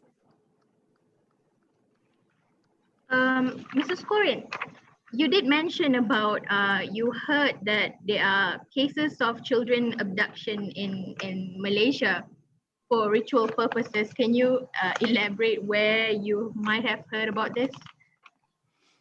Yes. many people got in touch with us over the course of our stay. You will probably know that we were constantly harassed by the media, who we refused to engage with. And many messages were being sent in by hundreds of possible routes, family, extended family, friends of family, you know, endless connections, and numerous people through social media and other reasons were signaling press cuttings, press stories, previous examples of this happening. When we came home from Malaysia, a number of people, and I'm so sorry, but I'm not going to be able to recall who, had, you know, again made these suggestions. And so I made some reading myself on the internet, and I came across a number of articles that talked at length about those things. Yes. Are they, could you say it's local, or is it people from outside of Malaysia who would say such things? No, I would say it's a mixture of both. So both local and international reports. Yeah, and in fact, on a number of, there were a number of interactions that we had with local healers. And we wanted, and I hope we were as respectful as we could be to local practice and culture. Frequently, people asked to come and pray near the house, in the resort area, also even inside the house. There was one notable incident where we were asked to travel with a team of people to visit the local, a shaman who was calling on the spirits of the jungle to deliver Nora back to us. And they and members of their entourage explained to us that they believed that Nora had been taken for ritual practices by mysterious forces, and that they were calling on these spirits to come back, and that these were incidences where children were taken and kept by forest spirits, and then eventually rendered, and they were calling on that. So obviously you can imagine that that is not in our local practice here. I'd never heard about things like that prior to going to Malaysia specifically. And so we wanted to respect that, and we wanted to give due course to that. In fact, a police officer asked us, could we accompany that group, which he believed were important to acknowledge, which we did. And we were accompanied by various police officers. And so I was intrigued by that, which led me to again then read a bit more about not just, of course, the more mysterious side of cultural practice, but also what some of the more physical aspects of that might have been. And I am entirely relying on my experience there. And as I said, a mixture of local and international press articles and other accounts. Right. Mrs. Quoirin, you also mentioned about some speculation that she's adopted for, so they want to steal her organs or possible trafficking. But considering the state of Nora's body when she was found, would you consider that such speculations are unlikely? No. In all honesty, I am in no position to speculate really about the motivations behind an abduction. That's not my place to say. I can only comment like any other human, you know, operating in the modern world about why abductions happen. I have no particular opinion on the motivation specifically for Nora. What I would say is that it is possible, reasonable to expect that any plan that could have been conceived at any point might have had to change by virtue of the sheer volume of attention placed on Nora's case, the hundreds of police attached to it, the emphasis that Nora was a child with difficulties that was then being reported in the press. And so I do believe that Nora could have then subsequently been released by captors who would have understood at that point that it was going to be either impossible to move with Nora or that she was a vulnerable child and therefore not necessarily quite what they'd anticipated. So I think that's an important consideration, possibly. I think the other thing that I would say about that is that for me, we were obviously given Nora's post-mortem report. I know the court hasn't heard that evidence yet, but I'm fully aware of the condition in which Nora's body was found. And there were scratchings and markings on Nora's body, of course, but we've asked a lot of people, and at the time I myself considered that none of those markings would be conducive to a child walking continuously in the jungle, barefooted, naked. One of the reasons we've heard from the police repeatedly that they couldn't find Nora, now that we know that the area where she was found was searched repeatedly and by really great experts, was that she was constantly on the move. To be constantly on the move, you need to be able to move quickly. Nora always moved very slowly, I must say. But also, quite naturally, you would have a lot of damage to your body because of the terrain. And relatively speaking, in context, she did not. And I am quite shocked by that because, as we've said, it was extremely steep, extremely rocky, extremely difficult to navigate across branches, across dense jungle, and so on. You know, why does the state of her body not reflect that of someone who was constantly moving and constantly exposed to the harshest elements? So I think that is an area of concern for me. So in your opinion, you don't believe that it's possible that Nora got there by herself? No, I don't believe it's possible that she got there by herself by virtue of the fact that two things. I don't believe that Nora would have ventured off a main path into dense jungle, given how frightened, shy, cautious she was as a human. And I also don't believe that if she'd gone there, let's remember it was extremely close in terms of physical distance, that I feel that she would have been seen because on numerous days and by numerous teams, that area was thoroughly searched, as well as all around. So I believe she would have been seen.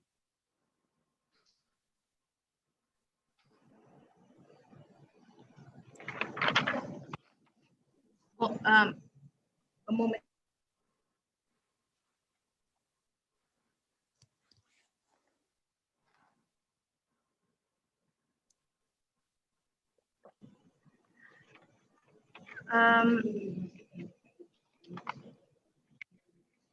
Last question.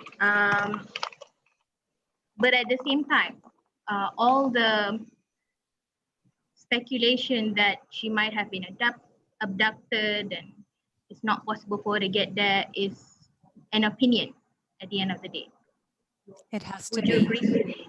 Yeah, it has to be. I obviously have nor does anyone have any concrete proof of what happened.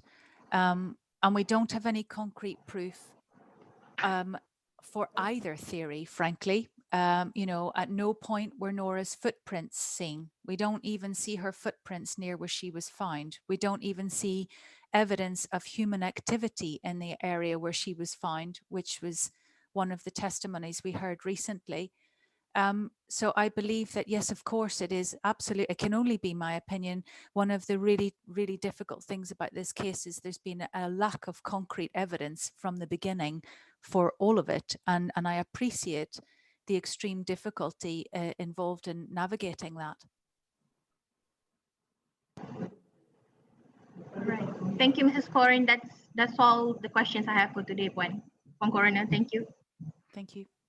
Okay, I think that's all for today. Okay, thank you, Mrs. Quoirin.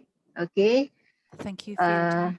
saksi dilepaskan dan dibebaskan. You are now discharged as released. Okay, thank you very much. You may leave. Thank you.